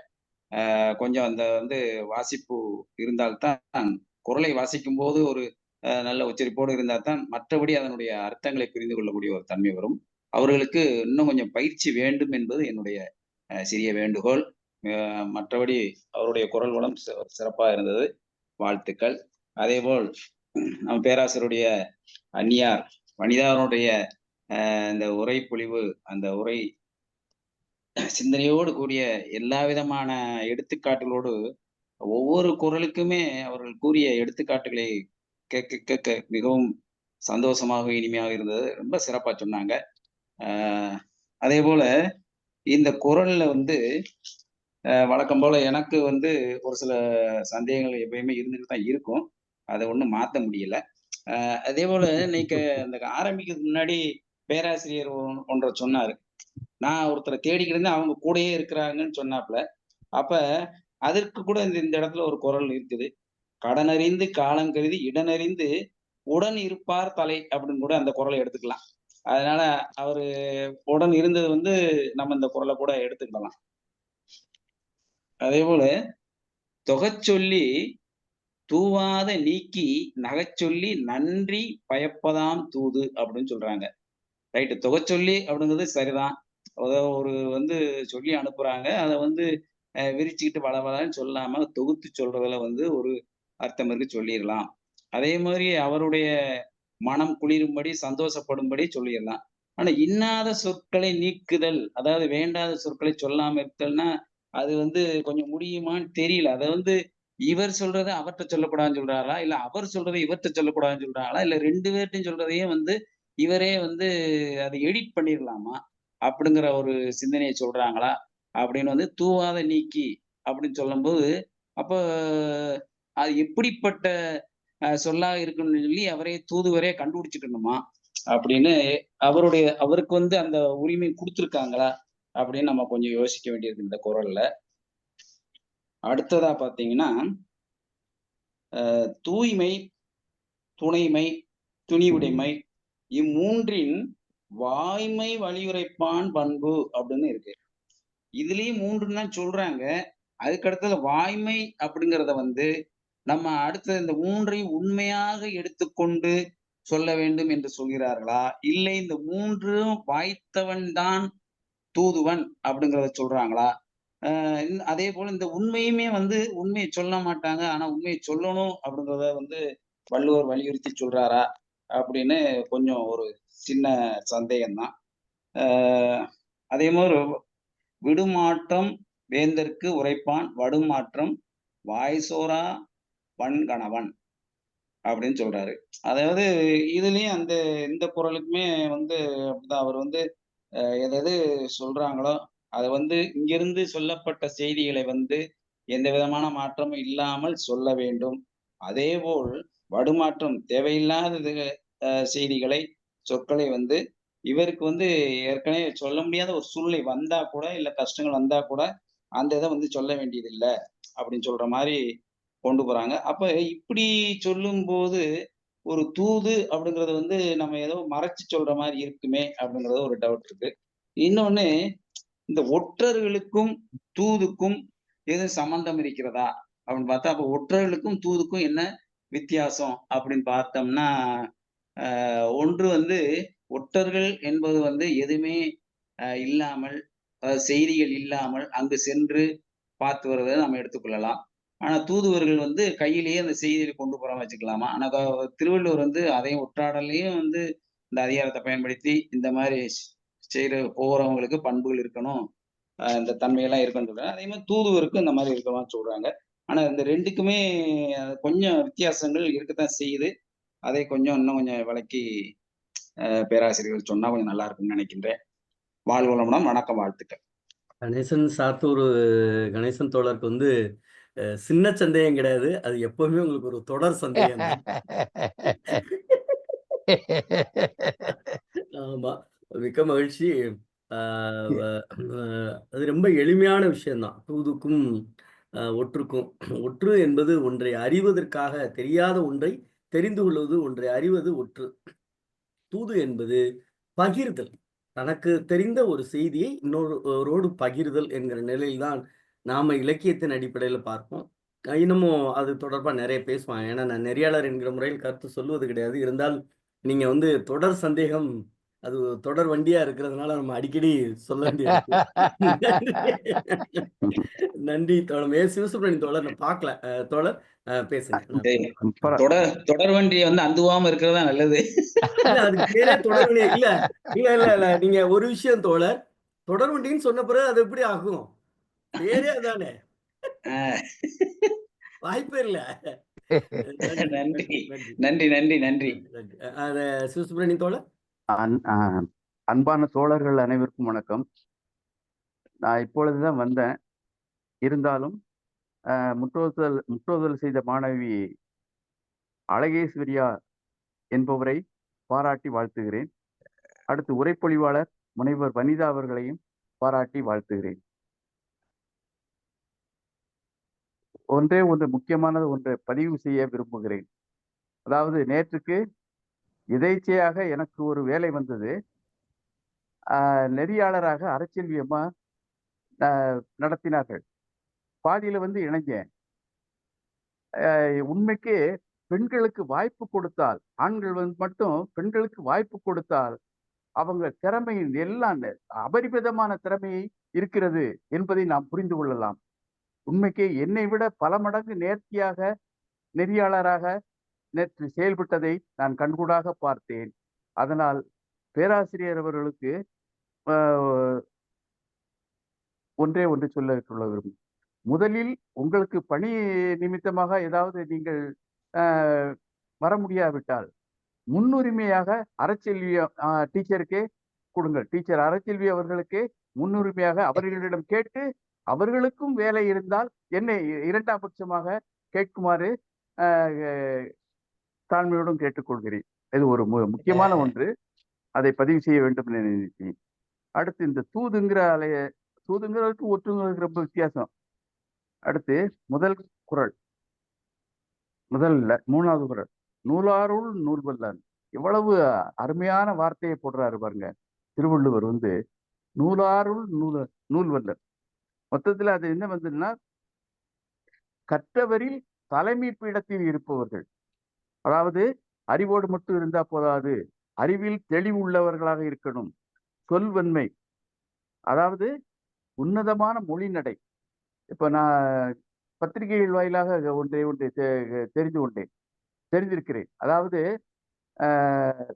முன்னாள் மத்திய அமைச்சர் ப. சிதம்பரம் ஆங்கிலத்தில் பேசும்போது யாரும் கையாளாத ஒரு புதிய சொற்களை எல்லாம் பயன்படுத்துவார் என்று பத்திரிகைகளில் போடுவாங்க. யாரும் பயன்படுத்தாத சொற்களை எல்லாம் அவர் பயன்படுத்துவார், புதிதாக பயன்படுத்துவார். அந்த மாதிரி உன்னதமான மொழி நடை. அதுக்கெல்லாம் அவங்க அப்படிப்பட்ட தூதுவரை ரொம்ப மதிப்பாங்க. அவர் சொல்றதை கேட்பாங்க. மற்ற நாடுகள் சொல்றதையும் கேட்பாங்க. அது ஒரு இது. அடுத்து அறிவு உரு, நான்காவது குறள்.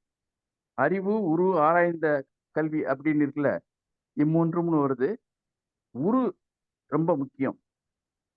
தோற்றப்பொழிவு ரொம்ப முக்கியம் என்று திருவள்ளுவரே சொல்லியிருக்கார். வேற ஒண்ணும் இல்லை, நம்மளா சொல்றது இல்லை, திருவள்ளுவரே சொல்றார்.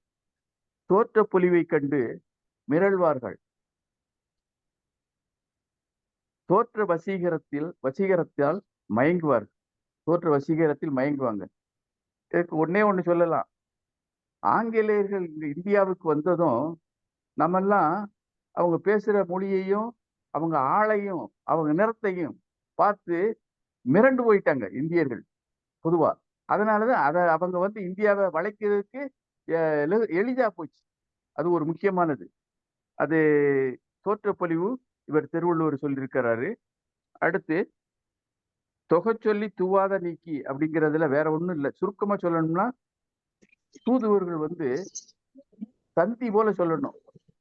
அதுதான் இங்க திருவள்ளுவர் சொல்லியிருக்கார் அந்த குறள்ல. அடுத்து கடைசி குறள், இறுதி பயப்பினும் எஞ்சாது அப்படின்னு சொல்லியிருக்காரு. உயிரே போனாலும் எதுவும் தூதுவன் ரொம்ப நாட்டிற்கு நன்மை விளைவிக்கக்கூடியதையே சொல்ல வேண்டும் அப்படின்னு, உறுதியாக நிற்க வேண்டும் அப்படின்னு சொல்லியிருக்காரு திருவள்ளுவர்.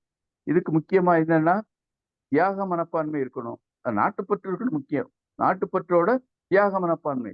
தான் உயிர் போனாலும் பரவாயில்ல, நாட்டுக்கு நல்லது செய்ய வேண்டும் என்று தூதுவன் கருத வேண்டும் அப்படிங்கிறத திருவள்ளுவர் சொல்லி இருக்கிறாரு. இத்துடன் என்னுடைய பின்னோட்டத்தை நிறைவு செய்து கொள்கிறேன். வாய்ப்புக்கு நன்றி, வணக்கம். நன்றி தோழமையே. நம்முடைய கலை இலக்கிய பெருமன்றத்தை பொறுத்த மட்டில் யாரும் இரண்டாம் பட்சம் கிடையவே கிடையாது. எல்லாம் முதல் நிலையில் தான் இருக்கிறோம். ஆகவே உங்களை இரண்டாம் பட்சமாக நாம் கருத முடியாது என்பதையும் தெரிவித்துக் கொள்கிறோம். அறச்சல்யமா உண்மையில மகிழ்ச்சிக்குரியதான். அதை நம்ம சொல்லும்போது சொல்லுவோம். அடுத்ததாக பாலாஜி ஐயா.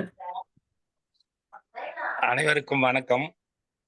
இன்று முற்றுதல் செய்த மாணவியும் உரைப்பொழிவு செய்த வனிதா பேராசிரியர் அம்மையார் அவர்களுக்கும் முதற்கண் நன்றியை சொல்லிக் கொள்கிறேன். நல்ல சிறப்பானது ஒரு உரை. இப்போ ஐயா அவர்கள் சொன்னார்கள், அறம், அன்பு, அறிவு, செயலாற்றல் கம்பீரம் என்று. நம்முடைய பொதுச் செயலாளர் அவர்கள், அறம் ஐயா அவர்கள், அன்பிற்கு ஒரு சிறந்த எடுத்துக்காட்டு என்று என்னுடைய நிகழ்விலேயே கண்டு கொண்டேன். எப்படின்னு சொன்னா, கோவை மாநில குழுல ஒருத்தர் வந்து ஒரு மாவட்ட செயலாளர் வந்து மிகவும் கோபமாக கடுமையாக பேசினார். அவரை மிகவும் அன்போடு, எந்தவித கோபமும் இல்லாமல் அன்போடு அவருக்கு எடுத்துரைத்தார்கள். அதே போன்று எட்டயபுரம் மாநில குழுவிலும் மிகவும் கோபமாக வந்தவரை மிக அன்பான சொல்லால் அதை வந்து எடுத்து கூறினார்கள். அப்பொழுது அறம்க்கு அடுத்தபடியாக அன்பு அவரிடம் மேலோங்கி இருக்கிறது. அடுத்து அறிவு சொல்லாற்றல் என்று இப்ப KCS அருணாசலம் அவர்கள், பொன்னிலன் அவர்கள், ரவீந்திர பாரதி ஐயா அவர்கள் வழி வந்து இப்பொழுது மிகவும் கம்பீரமாய் எப்படி ஊர்கோடி தேர் இழுப்போம் என்று கூறிய பாரதி போல நம்முடைய கலை இலக்கிய பெருமன்ற தேரை மிக சிறந்த முறையில் சாரதியாய் எடுத்து செல்கின்றார் நம்முடைய மருத்துவர் ஐயா அவர்கள். ரெண்டாவது அறச்செல்வி அம்மா சொன்னாங்க, மருத்துவர் பார்த்து கொண்டு எப்படி இவர் வந்து இலக்கிய துறையில் இவ்வளவு சிறப்பாக இருக்கின்றார்கள் என்று சொன்னார்கள்.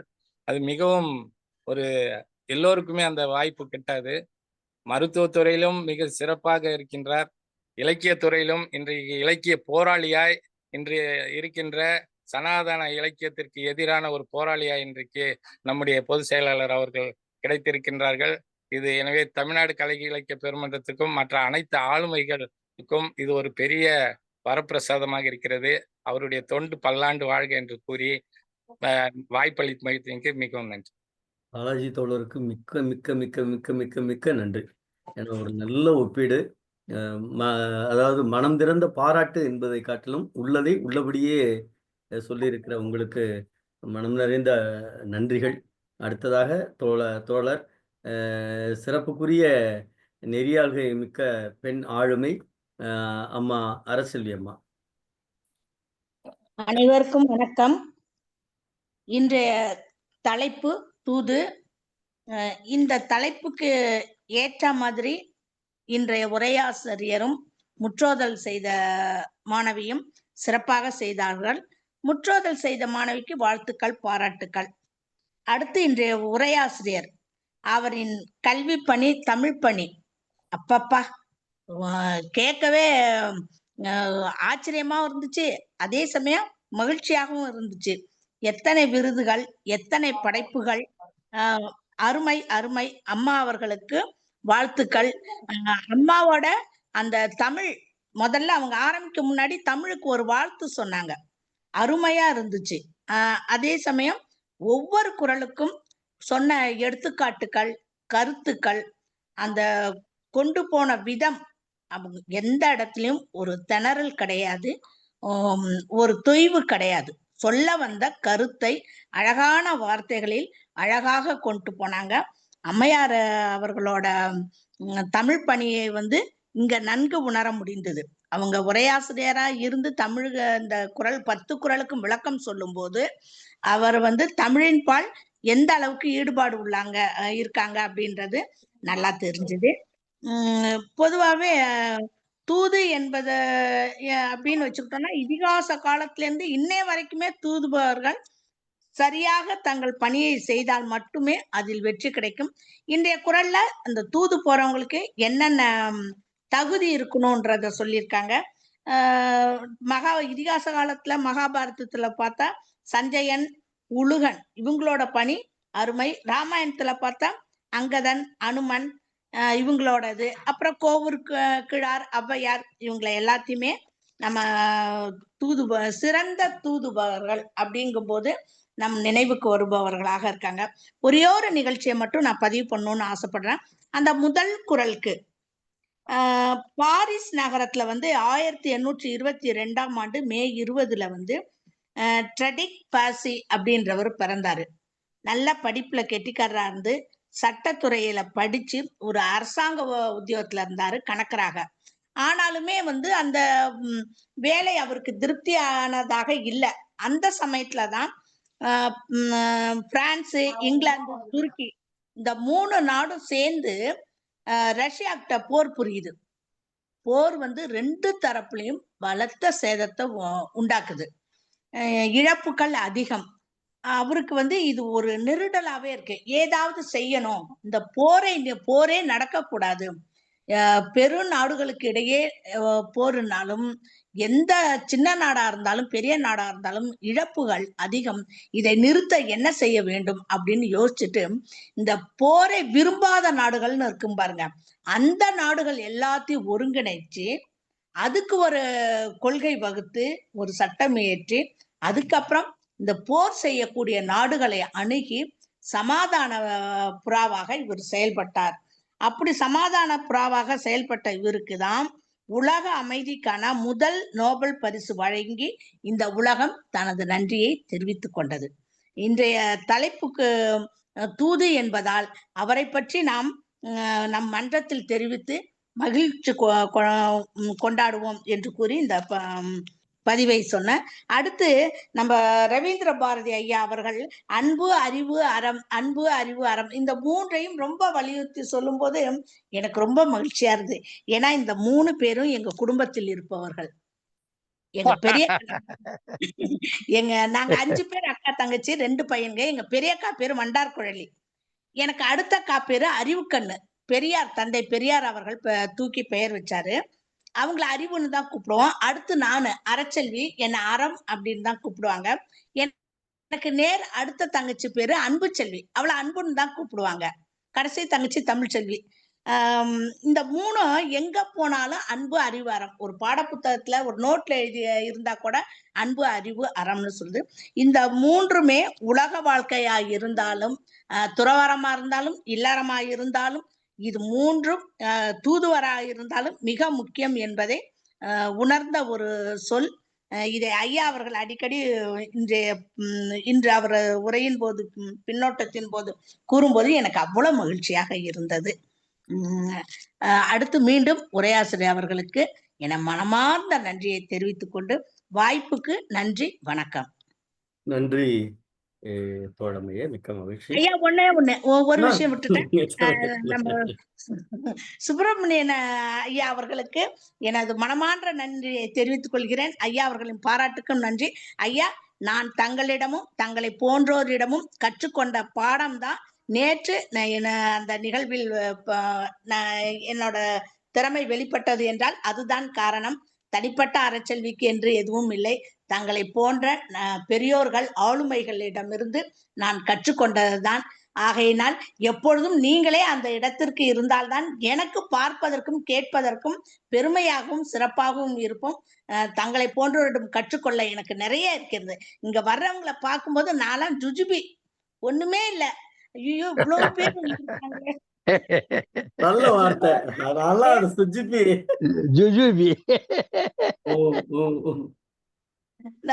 நாட்களை வீணடித்து விட்டோமே என்ற வருத்தம் வரும் அளவிற்கு அவ்வளவு ஆளுமைகள் வர்றாங்க. அவ்வளவு கருத்துக்களை அமுத சுரபி மாதிரி ஒவ்வொருத்தரும் ஒவ்வொரு கருத்தை, செய்தியை அழகா சொல்ற விதமாகட்டும், சொல்லுகிற சொல்லாகட்டும், அப்பப்பா மிக அருமை. ரேவதிக்கு தான் நன்றி சொன்னேன். இப்படி ஒரு நிகழ்ச்சிய என் வாழ்நாள்ல நான் கலந்துகிட்டதுக்கு அருமையானது. ஐயா அவர்களை எப்போதும் அந்த இருக்கையில் அமர்ந்து அவர்களே நெறியாளராக இருக்க வேண்டும் என்பது என்னுடைய ஆசை மட்டுமல்ல, நம் மன்றத்தின் ஆசையும் கூட என்று பணிவாக தெரிவித்துக் கொண்டு நன்றி கூறுகிறேன். நன்றி, வணக்கம். நன்றி தோழமையே. அவையடக்கமாக சொல்றாங்க டீச்சர் அறச்செல்வி அவங்க அவையடக்கமாகவும் சொல்லுதாங்க. ஆனாலும் அந்த பெண்களுக்கே உரிய இயல்பு மாதிரி பின்வாங்குறாங்க.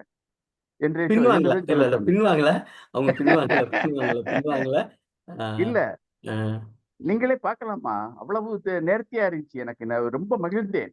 மனமாற நான் சொல்றது உதட்டளவில்லை, உள்ளத்தில் சுருந்தி சொல்லிடுது. அவ்வளவு. நன்றி நன்றி நன்றி தோழமையே. இது ஒரு ஆரோக்கியமான போட்டி தான். 2 பேருமே சிறந்த ஆளுமைகள். வாய்ப்பு கிடைக்கும் போது 2 பேருமே செய்யுங்க. இல்ல, இன்னொரு கூடுதல் சிறப்பு, நம்முடைய பொதுச் செயலாளர் அடிக்கடி சமீப காலமா என்கிட்ட சொல்றது, முருகன் பெரும்பாலும் இடையில நீங்களே இருந்தாலும் கொஞ்சம் பேருக்கு வாய்ப்பு கொடுங்க, எல்லாரையும் கொஞ்சம் உள்ள கொண்டு வாங்க அப்படிங்கிறதான் பொதுச் செயலாளரோட அன்பு வேண்டுகோள். அதைத்தான் நாமும் தொடர்ந்து செய்து கொண்டு இருக்கிறோம். ஐயாவே செய்யிட்டோம். ஐயா 2 பேரும் வராத போது அரசியல் செய்யட்டும், ஒன்றும் பிரச்சனை இல்லை. நல்லா நன்றி. அடுத்ததாக தோழர் ஆர் மேகலா முருகன் அவர்கள். அனைவருக்கும் வணக்கம். தூது அதிகாரத்தை முற்றோதல் பண்ண மாணவி அவர்களுக்கும், உரையாசிரியர் எங்க அக்கா முனைவர் இரா வனிதா அவர்களுக்கும் ரொம்ப நன்றி. ஏன்னா ஒரு விஷயத்த ரொம்ப எளிமையா சின்ன பிள்ளைங்களுக்கு சொல்றத அவ்வளோ அழகா எப்பவுமே சொல்லுவாங்க. எங்க அக்காவுக்குன்னு சொல்ற ஒரு குறள், சுழல்வளல் சோர்விலல் அஞ்சான் அவனை இகழ்வழல் யாருக்கும் அரிது அப்படின்னு சொல்ற அளவுக்கு எங்க அக்கா எங்க ஃபேமிலியை பொறுத்த மட்டும் எல்லாருக்குமே ஒரு இன்ஸ்பிரேஷன். அவங்கள வச்சுதான், ஏன்னா பிள்ளைங்க வளர்றது அம்மா அப்பா பார்த்து வளருவாங்கன்னு சொல்லுவாங்க. அந்த மாதிரி வணியம்மா அப்படின்னா எல்லா பிள்ளைங்களுக்குமே அது ரொம்ப பிடிச்ச விஷயம்.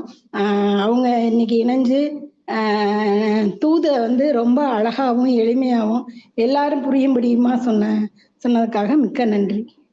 நன்றி அக்கா. பாசமிகு தங்கை குரலாலே போற்றிமைக்கு நன்றி. எவ்வளவு அழகா குரல்.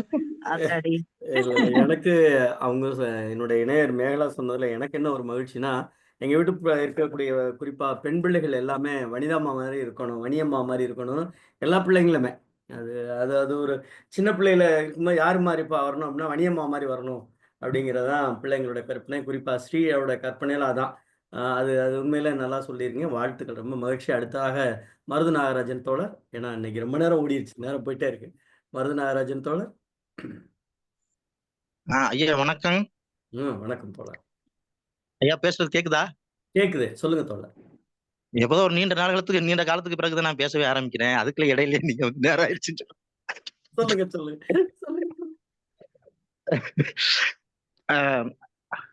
இன்னைக்கு முற்றோதல் செய்த மாணவி உண்மையிலே நல்லா சொன்னாங்க.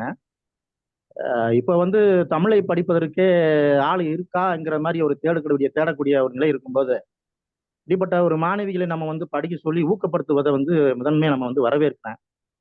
அந்த மாணவிக்கு மேலும் இன்னமும் தொடர்ந்து அவங்க குரல்கள் இன்னும் சொல்லணும், நிறையா இன்னும் மேலும் மேலும் மலரணும் என்றதை சொல்லிக்கிட்டு நான் என்னுடைய வாழ்த்தை தெரிவிச்சுக்கிறேன் அவங்களுக்கு. முதல்ல ரெண்டாவது பாத்தீங்கன்னா, நெறியாளருடைய அந்நியார் அவங்க இன்னைக்கு பேசுனதுலயும் பாத்தீங்கன்னா எவ்வளவு ஒரு தேர்ந்த ஒரு பேச்சாற்றல், மிக அற்புதமா இருந்தது. அவங்க சொன்ன அந்த விதம் இருந்தது மிக அருமையா இருந்தது. தூது, அந்த தூதுன்னா என்ன அப்படின்னு சொல்லிட்டு, அதுக்கப்புறம் யாரு அதியமானு, அதன் பிறகு கம்பராமாயணம், இப்படி ஒவ்வொரு இலக்கியத்திலையும் இருந்து சிவ சிந்தாமணி, இப்படி ஒவ்வொரு இலக்கியத்திலுமே மிக அற்புதமாக ஒரு சான்றோட அந்த தூதை பத்தியான ஒரு அறிமுகத்தை மிக அழகாக சொன்னாங்க. நல்லா இருந்தது. அவங்களுக்கு இந்த தூது இருக்கக்கூடிய பண்பு, குணங்கள், அந்த இதெல்லாம் சொன்னாங்க. அவன் ஆள் எப்படி இருக்கணும், ஒரு கம்பீரமா இருக்கணும், இப்படி ஒரு எளிமையா நல்லா புரியக்கூடிய வகையில நல்ல ஆற்றலோடு மிக சிறப்பா சொன்னாங்க. அவங்களுக்கும் என்னுடைய மனமார்ந்த பாராட்டும் வாழ்த்தும். அதன் பிறகு எல்லாம் தோழர்கள் எல்லாருமே கூட்டம் வழங்கினாங்க. இங்க நம்ம தூது பார்க்க வேண்டியது என்னன்னா, 2 வகையா நம்ம பார்க்க வேண்டியிருக்கு தூதை. ஒண்ணு அகத்தூது ஒண்ணு இருக்கு, புறத்தூதுன்னு ஒண்ணு இருக்கு. 2ஆ பிரிக்கிறாங்க. அந்த 2 நம்ம கவனிக்க வேண்டியதா இருக்கு. இப்ப இந்த வள்ளுவர் சொல்லக்கூடிய தூது அப்படின்னு சொன்னா, அது அகத்துக்கு உரிய தூதா, புறத்துக்கு உரிய தூதா அப்படின்னு நம்ம பார்க்க வேண்டியதா இருக்கு. தொல்காப்பியத்துல பார்த்தோம்னா, நம்ம தொல்காப்பியத்துல தான் அடிப்படையா பார்த்தோம்னா, அந்த தூதுங்கிறத அந்த தலைவிக்கும் தலைவனுக்கும் இடையே இருக்கக்கூடிய தோழியுடைய பங்கு மிக முக்கியமா சொல்லுவாங்க. இந்த தோழி பங்கு இல்லைனாக்கா அவங்களுடைய இல்லற வாழ்வியல்ங்கிறது கெட்டு போயிடும். அந்த ஒரு பிரச்சனைன்னு ஊழல் அப்படின்னு இருந்தா, அந்த ஊழலை இருக்கிற இருவருக்குமே இருக்கக்கூடிய ஒரு தோழமையா இருக்கக்கூடிய அந்த தோழி பாத்திரம் நம்ம இலக்கியங்கள்ல நம்ம மிக முழுமையா பார்க்கணும். அவங்கதான் அதிகமா இருக்கிறாங்க. நம்ம அதை ரொம்ப மனசுல வச்சுக்கிறோம்னா, தூது அப்படிங்கிற இந்த செயல் நம்ம ரொம்ப தேவையா இருக்குது. இன்னைக்கு நிறைய குடும்பங்கள்ல பாத்தீங்கன்னா, அகவாழ்வில் வாழக்கூடியவங்க நல்லாவே இருப்பாங்க, கணவன் மனைவியுமே நல்லா தான் இருப்பாங்க. அந்த சுத்தி இருக்கிறவங்க இருக்காங்க பாருங்க, ஏதாவது இதை ஒண்ணு சொல்லி அப்படி சொல்லி உள்ளுக்குள்ள ஒரு குடும்பங்கள்ல பிரச்சனை உண்டு பண்ணுவாங்க. அப்போ தூதுங்கிறது ரொம்ப அவசியமா இருக்குது. நல்லா பாருங்க, நடைமுறை வாழ்க்கையில நம்ம பார்க்கலாம். இன்னைக்கு நம்ம நடைமுறை வாழ்க்கையில அப்போ ஒரு விஷயத்த நம்ம எதை சொல்லணும், எதை சொல்லக்கூடாது, இப்படி சொன்னா நன்மை ஏற்படுமா, தீமை ஏற்படுமா அப்படிங்கிறத நம்ம இந்த வள்ளுவர் வந்து இங்க சொல்லக்கூடிய வள்ளுவர் சொல்றது வந்து என்னன்னா புறத்தூதை பத்தி பேசுறாருன்னு நான் நினைக்கிறேன். ஏன்னா ஒரு மன்னன் வேந்தனுக்கு அடிப்படையா இருக்க வேண்டிய ஒரு தூதுவன் எப்படி இருக்கணுங்கிறத பத்தி தான் அவர் வள்ளுவர் சொல்றாரு. அப்படி ஒரு நாட்டுக்கு வந்து ரொம்ப அவசியமானவன் தூதுவன், முக்கியமான ஆளு அப்படின்னு முன்வைக்கிறாரு. அந்த தூதுவன் வந்து எப்படிப்பட்டவனா இருக்கணுங்கிறது இப்ப நான் எல்லாருமே சொல்ல முடியும். தூதுங்கிறது எல்லாருமே சொல்ல முடியும். ஒரு விஷயம், ஒரு செய்தியை போய் இன்னொருத்தர் போய் சொல்ல முடியாதுன்னு ஒண்ணு இல்ல. ஆனா அதை போய் எப்படி சொல்லணும்னு ஒண்ணு இருக்குது. அந்த தூது வந்து எப்படி சொல்லணும் அதைத்தான் அவர் வந்து வரையறை பண்றாரு. அவர் ஒரு இலக்கணத்தை வகுத்து இருக்கிறாரு. 10 குறள்லயும் அவர் ஒரு இலக்கணத்தை சொல்றாரு. ஒரு தூதுவன் எப்படி இருக்கணும், அறிவுடனா இருக்கணும், அந்த அறிவு எப்படிப்பட்டதா இருக்கணும் அப்படிங்கறத அவர் சொல்றாரு. இதைத்தான் நான் சொல்ல வந்தது. இப்ப ஒரு உதாரணத்துக்கு நம்ம எடுத்துட்டோம்னா அழகா சொன்னாங்க, கம்பராமாயணத்துல வந்து சொன்னாங்க. இப்ப வந்து சீதையை வந்து ராவணன் கொண்டு போய் வச்சுட்டான்னு சொல்லி நம்ம வந்து படிச்சிருப்போம். இப்ப அதே வந்து அனுமன் போறாரு. அனுமன் போய் சீதையை வந்து பார்த்துட்டு வந்து இங்க மறுபடியும் இந்த ராமன்ட்ட வந்து சொல்லும் போது இந்த ராமன்ட்ட வந்து அவர் சொல்றாரு, கண்டேன் சீதைன்னு சொல்றாரு. முதல்ல எடுத்தோன்னே இந்த சொல்ல உச்சரிக்கும் போது பார்க்கணும். கண்டேன் சீதையை. முதல்ல வந்து தலைவி உயிரோடு இருக்கிறாரா இல்லையா அப்படிங்கிறது அவனுக்கு தெரியணும். யாருக்கு? ராமனுக்கு தெரியணும். இப்ப கண்டேன் சீதைன்னு சொல்லிட்டாரு. அப்ப ஆள் உயிரோடு இருக்க அப்படின்றது அவருக்கு ஒரு மகிழ்ச்சி ஏற்படுது. ரெண்டாவது சொல்றாரு அந்த வார்த்தை இங்க வந்து அந்த வள்ளுவர் சொல்ற சொல்வன்மையை வந்து இங்க நம்ம பார்க்க வேண்டியிருக்கு. சொல்வன்மை, இதுதான் சொல்வன்மைன்னு நம்ம பார்க்கணும்.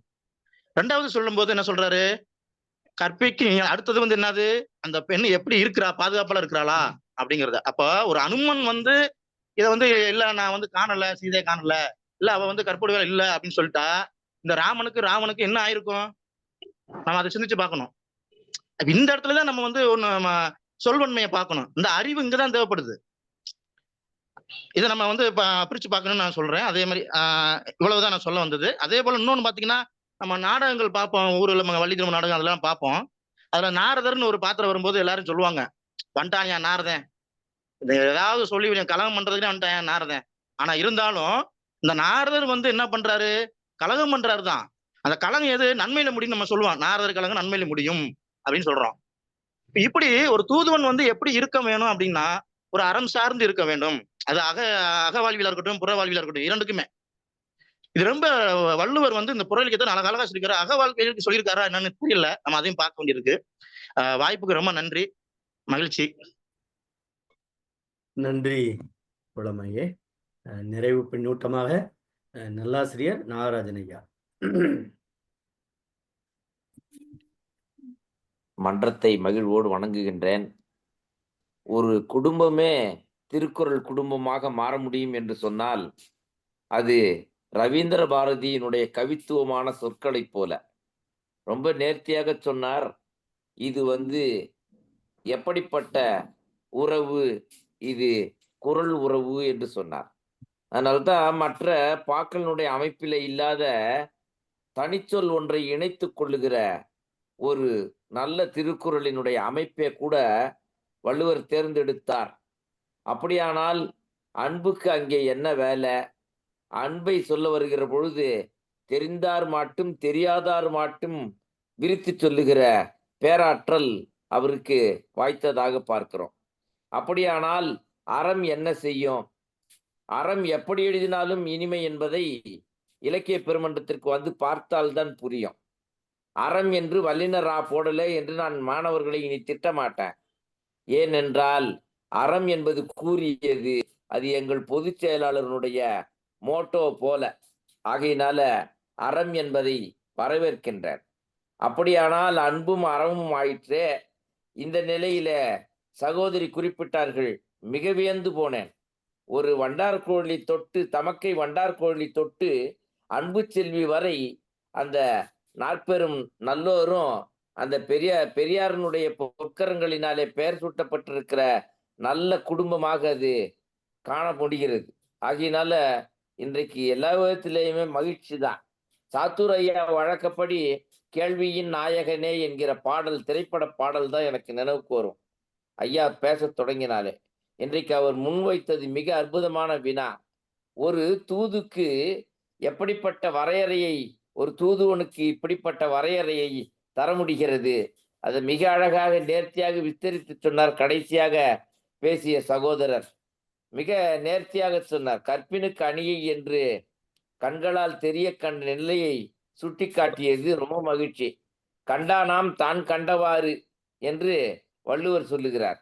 அப்படின்னா அப்போ நம்மை பொறுத்தளவுல கண்டு உரைத்தல் என்பது விண்டு உரைத்தலாக இல்லை, இது இலக்கியத்தை மொண்டு உரைத்தலாக இந்த மன்றத்திலே பரிணமிக்கிறது. இல்லையானால் சகோதரி மேகலா முருகன் சொல்வது போல ஒரு எடுத்துக்காட்டாக ஒரு இல்லத்துக்குள்ளே இருந்தால் வனி அம்மா என்று எல்லோரும் போற்ற முடியும். அந்த இல்லறம் அங்கே இருந்து நல்லறமாக தொடங்கி அங்கே விதை ஊன்றி பதியமிட்டு மறுபடியும் வெளி உலகத்திற்கு வருகிற பொழுது இது நாம் எல்லாம் இன்றைக்கு ஏற்றுக்கொள்ளுகிற உரைப்பொழிவாக சகோதரியை வரவேற்பது போல அமையும்.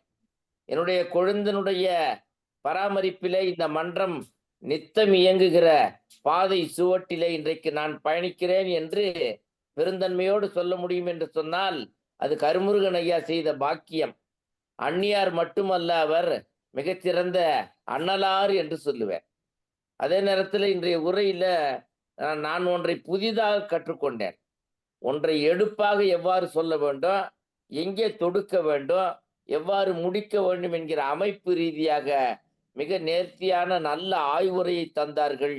ஆய்வுரை துலகமே, ஆய்வுரை திலகமே சகோதரி வனிதா அவர்களே போற்றி வணங்குகின்றேன். நான் உங்களுடைய சொற்களில சொக்கி போனது உண்மை. என்னன்னா, குறிப்பு எடுத்துக்கிட்டே வர வேண்டிய ஆளு மெய் மறந்து குறிப்பே இன்றைக்கு எடுக்க முடியாம போச்சு. அதற்கு என்ன காரணம்? நீங்கள் தொட்டு காண்பித்த விதம்தான். உங்களை நோக்குகிற பொழுது மறுபடியும் சேக்கிழார் பெருமன்றத்திற்கு போகிறேன், சென்னைக்கு. 1997 பெரியசாமி வந்து பேசினாங்க, குன்றக்குடி சாமி. முதல்ல ராமவீரப்பன் அவர்கள் தொடக்கி வைத்தார், வாரியார் சாமி தலைமை, சிறப்பு சொற்பொழிவாளர் குன்றக்குடி ஆதீனம் பழைய சன்னிதானம். அவர்கள் பேசுகிற பொழுது மிக நேர்த்தியாக பேசிக்கொண்டே வந்தவர் கடைசியில தொகுப்புரை தருகிறார். அப்போ மன்றம் அந்த அளவுக்கு ஆரவாரித்து எழுந்து நின்று கரவோசை செய்தது என்பதை இன்றைக்கு பதிய ஆசைப்படுகிறேன் சகோதரி. என்ன காரணம்? குன்றக்குடி சாமி நேர்த்தியாக நல்ல விளக்கம் கொடுத்துக்கிட்டே வருவாங்க. கடைசியில நச்சுன்னு தொகுப்புரை கொடுப்பாங்க பாருங்க, அசந்து போவோம். ஏன்? ஜெயகாந்தன் அவர்கள் ஒரு முறை மேடையில் உட்கார்ந்து கொண்டிருக்கிறார். பெரிய ஆதீன சாமி ஜெயகாந்தனுடைய துடுக்குத்தனமான அந்த குறுக்கீட்டிற்கு எப்பயுமே தாடியை தடவிக்கிட்டே சிரிப்பாங்க. அப்ப அதுல பெரிய பெரிய ஸ்கட்டு வச்சிருக்கிறாங்கன்னு அர்த்தம் குன்றக்குடி சாமி. அப்புறம் விளக்கம் கொடுக்கிற பொழுது வியர்த்து கொட்டி போனார் ஜெயகாந்தன் அவர்கள். ஏன் சொல்றேன்னா, இமயமலையை சாமகானத்தினாலே இசைத்தால் மட்டுமே தான் கையை வெளியே எடுத்துக்கொள்ள முடியும் ராவணனுக்கு என்கிற நிலை வரும் அளவிற்கு சதாசிவம் என்றைக்கும் ஆளும். நிலையின் தெரியாத அடங்கியான் தோற்றம் என்பது அதுதானே சகோதரி. உங்களுடைய சொற்களிலே அன்பு மலை இருந்தது, அதிலே அகப்பட்டு கொண்டோம். உங்களிடத்திலே ஆற்றல் சொற்பொழிவு இருந்தது, அதிலே நனைந்து போனோம். உங்களிடத்திலே ஆழ்ந்த கடல் பெருக்கமாகிய செய்திகள் இருந்தன, நாங்கள் முத்தை வாரிக்கொண்டோம் சகோதரி. வாழ்த்துகின்றேன். இந்த நேரத்தில் பொதுச் செயலாளருடைய ஐக்கான் பாருங்க, சிகப்பு சட்டை போட்டுக்கொண்டு செவ்விய மனிதன், சிந்தையும் செம்மை உள்ளமும் செம்மை. ஐக்கானும் பாருங்களேன், அந்த செங்கடலையும் அந்த முக்கடலையும் பின்னே காட்டிக்கொண்டு நிற்கிறது. அவர் போட்டோ எடுத்த காலத்துல அந்த கன்னியாகுமரி பகுதியில சிலை இல்லாமல் இருந்திருக்கலாம். இப்பொழுது 25ஆம் ஆண்டு கொண்டாடுகிறோம். ஆகையினால நித்தம் தவம் செய் தெற்கு எல்லை உங்களை தமிழாய் வாழ்க தழைத்து என்று வாழ்த்துகின்றது சகோதரி. வணங்குகின்றேன், விடைபெறுகின்றேன். நன்றி, வணக்கம். மிக அருமையான ஒரு வாழ்த்தை இங்க நீங்க சொன்னீங்க. உண்மையிலே மகிழ்ச்சி, ரொம்ப மகிழ்ச்சியா இருக்கேன். நன்றிங்க ஐயா, நன்றி. இவ்வளவு ஆழ்ந்து எல்லாத்தையும் கவனிச்சு ஒவ்வொன்னா சொல்லியிருக்கீங்க, ரொம்ப மகிழ்ச்சி. இங்க அரங்கத்தில் சொன்ன அத்துணை பேருக்குமே நன்றி. அண்ணி, உங்களுக்கு பேசுறதுக்கான வாய்ப்புக்கான நேரம் இது. நிறைவா நீங்க எதுவும் சொல்றதுன்னா சொல்லலாம். ஏன்னா அடுத்து பொதுச் செயலாளர் பேச போறாங்க, அவங்க பேசுறதோட நிறைவு பெறும். அதனால நீங்க எதுவும் சொல்றதுன்னா அந்த மன்றத்துல சொல்லலாம். இந்த நிகழ்ச்சியானது அறத்தை எடுத்து செல்லக்கூடிய ஒரு நிகழ்வா தான் நடந்துட்டு இருக்கு. அதுல நாங்க பெருமிதம் கொள்கிறோம். இத்தனை ஆளுமைகளுமே மிக அருமையாக இந்த சாத்தூர் சார்லாம் வந்து கேள்வியை வந்து முன்வைத்தார். அந்த மாதிரி கேட்கும்போது தான் நமக்கும் இதுக்கான தெளிவு வந்து பிறக்கும். இப்ப ஒற்றாடலுக்கும் தூதுக்கும் என்ன அப்படின்ற செய்தியை நம்ம வந்து அவர்கள் கேட்ட கேள்வியில நீங்க சொல்லும் போதுதான் மற்றவர்களுக்கும் அது வந்து புரிந்து கொள்ள முடிகிறது. அதே மாதிரி அகத்தூதுவா இல்ல புறத்தூதுவான்னு வந்து கேட்டாங்க. என்னை பொறுத்தவரையில் அது வந்து புறத்தூது என்றுதான் நான் நினைக்கிறேன். அது மாதிரி ஒவ்வொருத்தரும் தன்னுடைய அறிவாற்றலையும் செழுமையும் அந்த மேடம் மரச்செல்வி மேடம் உண்மையிலே அது ஒரு தமிழ் குடும்பம், கல்வி குடும்பம்னே சொல்லலாம். அப்படிப்பட்ட குடும்பத்திலிருந்து வந்து இங்கே நிகழ்ச்சியையும் நேற்று தொகுத்தார்கள். அதை நான் சற்று ஒரு 2 மணித்துளிகள் தான் பார்த்தேன். அப்பவே நான் வியந்து போனேன். உண்மையிலே அவர்களிடத்தும் சொல்லாற்றல், தமிழாற்றல், அனுபவங்கள் நிறைய இருக்கு. ரொம்ப உண்மையிலே ஆச்சரியப்படத்தக்க ஒரு பெண்மணியாக தான் பார்க்கிறேன்.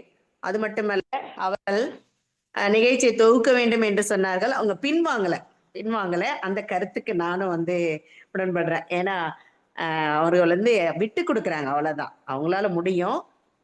அந்த செய்தியும் வந்து நான் சொல்லிக்கிறேன். இப்ப இறுதியா பேசின ஐயா வந்து உண்மையிலே எனக்கு மகிழ்ச்சியா இருந்தது. ரொம்ப அதிகமா சொல்லிட்டாங்களோன்னு கூட எனக்கு தோணுச்சு. அதுக்கப்புறம் வந்து என்னுடைய சகோதரி மேகலா உண்மையிலே வந்து எப்பயும் பாசத்துல மட்டும் இல்ல, அமைதியா அந்த துணைவருக்கு, இணையருக்கு எப்படியெல்லாம் சப்போர்ட் பண்ண முடியுமோ அப்படியெல்லாம் சப்போர்ட் பண்ற ஒரு குடும்பம். என் மகள் ஸ்ரீநிதியா இருந்தாலும் சரி, அந்த தாய் தந்தையரை போற்றக்கூடிய ஒரு குடும்பம். இன்னொன்னு என்னன்னா, எனக்கு எப்படி இது படுதுன்னா, அடிகளாருடைய ஆசி வந்து இந்த வீட்டுல இருந்துகிட்டே இருக்கு. அதனாலதான் இந்த தமிழ் தொண்டு உலகம் முழுவதும் பரவி கொண்டு இருக்குன்னு நான் நினைக்கிறேன். நிகழ்ச்சியை வந்து அமைக்கிறதெல்லாம் ரொம்ப ரொம்ப கஷ்டம். அதுலயும் வந்து திருக்குறள் இந்த காலத்து பிள்ளைங்க வந்து இணைய வழியில வேற எதையெல்லாம் பார்த்து கொண்டிருக்கும் போது அறக்கருத்துக்களை கொண்டு சேர்க்கிற விதமா இந்த தமிழ்நாடு கலை இலக்கிய பெருமன்றம் அதை சேர்த்து கொண்டிருக்கிறது. அதுல நாங்களும் வந்து பங்கேற்றோம் என்றால் எங்களுக்கு அது பெரும் மகிழ்வை அளிக்கிறது. ஐயா சொன்னது மாதிரி வெள்ளி விழா கண்டதா, அந்த வெள்ளி விழா அன்னைக்கு கூட நான் அங்கதான் இருந்தேன். கலைஞர் குடும்பத்துக்கும் நம் குடும்பத்திற்கும் நிறைய ஒற்றுமை எனக்கு கிடைக்கும். கலைஞர் இறந்ததுக்கும் நான் சென்றேன், வெள்ளி விழாவிற்கும் நான் சென்றேன். அது மாதிரி ஸ்டாலின் அவர்களால் வாழ்த்தும் பெற்றேன். மாண்புமிகு முதல்வர் அவர்களால் வாழ்த்தும் பெற்றேன். அது மாதிரி தமிழ் தான் நம்ம எல்லா இடத்திற்கும் கொண்டு செல்கிறது என்பதை இந்த தருணத்தில் கூறிக்கொண்டு அனைத்து நல்ல உள்ளங்களுக்கும் என்னை வாழ்த்தி அத்துணை பேருக்கும் நன்றி. என்னுடைய கொழுந்தனாருக்கு அதைவிட 2 மடங்காக நன்றியையும் வாழ்த்தையும் தெரிவித்துக் கொள்கிறேன். இந்த மன்றம் வந்து வளரட்டும், தொடரட்டும். நன்றி. நீ நம்ம குடும்பமே கலை இலக்கிய பெருமன்றத்துக்கு தான் நன்றி சொல்லணும். ஏன்னா அவங்களாலதான் நம்ம இருக்கோம். நம்ம குடும்பமே எப்பவுமே கலை இலக்கிய பெருமன்றத்துக்கு, இந்த பொது உடைமை அமைப்புக்கு நன்றியோடு இருப்போம். அதுல எந்த மாற்று பேராசிரியரே சொல்லு. ஒரே ஒரு நிமிஷம். தூதுவர்கள் வந்து மாறுவேடத்துல போக மாட்டாங்க. ஒற்றர்கள் மாறுவேடத்துல போவாங்க. தூதுவர்கள் வந்து இயல்பானே போவாங்க. இது வந்து புறத்தூதுதான். திருவள்ளுவர் சொல்லியிருக்கிறது புறத்தூதுதான். ஒரு மன்னன் இன்னொரு மன்னனுக்கு தூது அனுப்புறது, அல்லது இப்போதைக்கு நம்ம கணக்கிட்டோம்னா ஒரு நாடு இன்னொரு நாட்டுக்கு தூது அனுப்புறது. இது வந்து புறத்தூதுதான். அகத்தூதுங்கிறது என்னன்னா, காதலர்கள் இருவர் ஒருவருக்கு ஒருவர் தூது விடுவது அகத்தூது ஆகும். இந்த ரெண்டும் இதுல வந்து திருவள்ளுவர் சொல்லியிருக்கிறது புறத்தூது என்று சொல்ல தோன்றுகிறது. வாய்ப்புக்கு நன்றி. நன்றி தோழமையே. ஒற்றருக்கும் தூதருக்கும் இன்னொரு ஒரு வேறுபாடு எல்லாருக்குமே தெரிஞ்ச வேறுபாடு தான். ஒற்றருக்கு பாதுகாப்பு கிடையாது, தூதுவருக்கு பாதுகாப்பு உண்டு. அவர் போய் சொல்லப்படுகிற செய்தி பகிரப்பட்டு அவர் கொடுக்கப்படுகிற செய்தியை கொண்டு திரும்பி வரும் வரை அவர் உயிருக்கு உத்தரவாதம் உண்டு. ஆனால் ஒற்றர் அது உத்தரவாதம் கிடையாது. அது ஒரு செயல், அது பாதுகாப்பு செயல், இது பண்பாட்டு செயல். அவ்வளவுதான் வித்தியாசம். ஐயா ஒரே இடையூறுக்கு மன்னிக்கணும். நான் தான் வந்து அகத்தூது புறத்தூதுன்னு சொன்னது. அதாவது அகத்தூது புறத்தூது 2 இருக்குன்னு சொன்னேன்.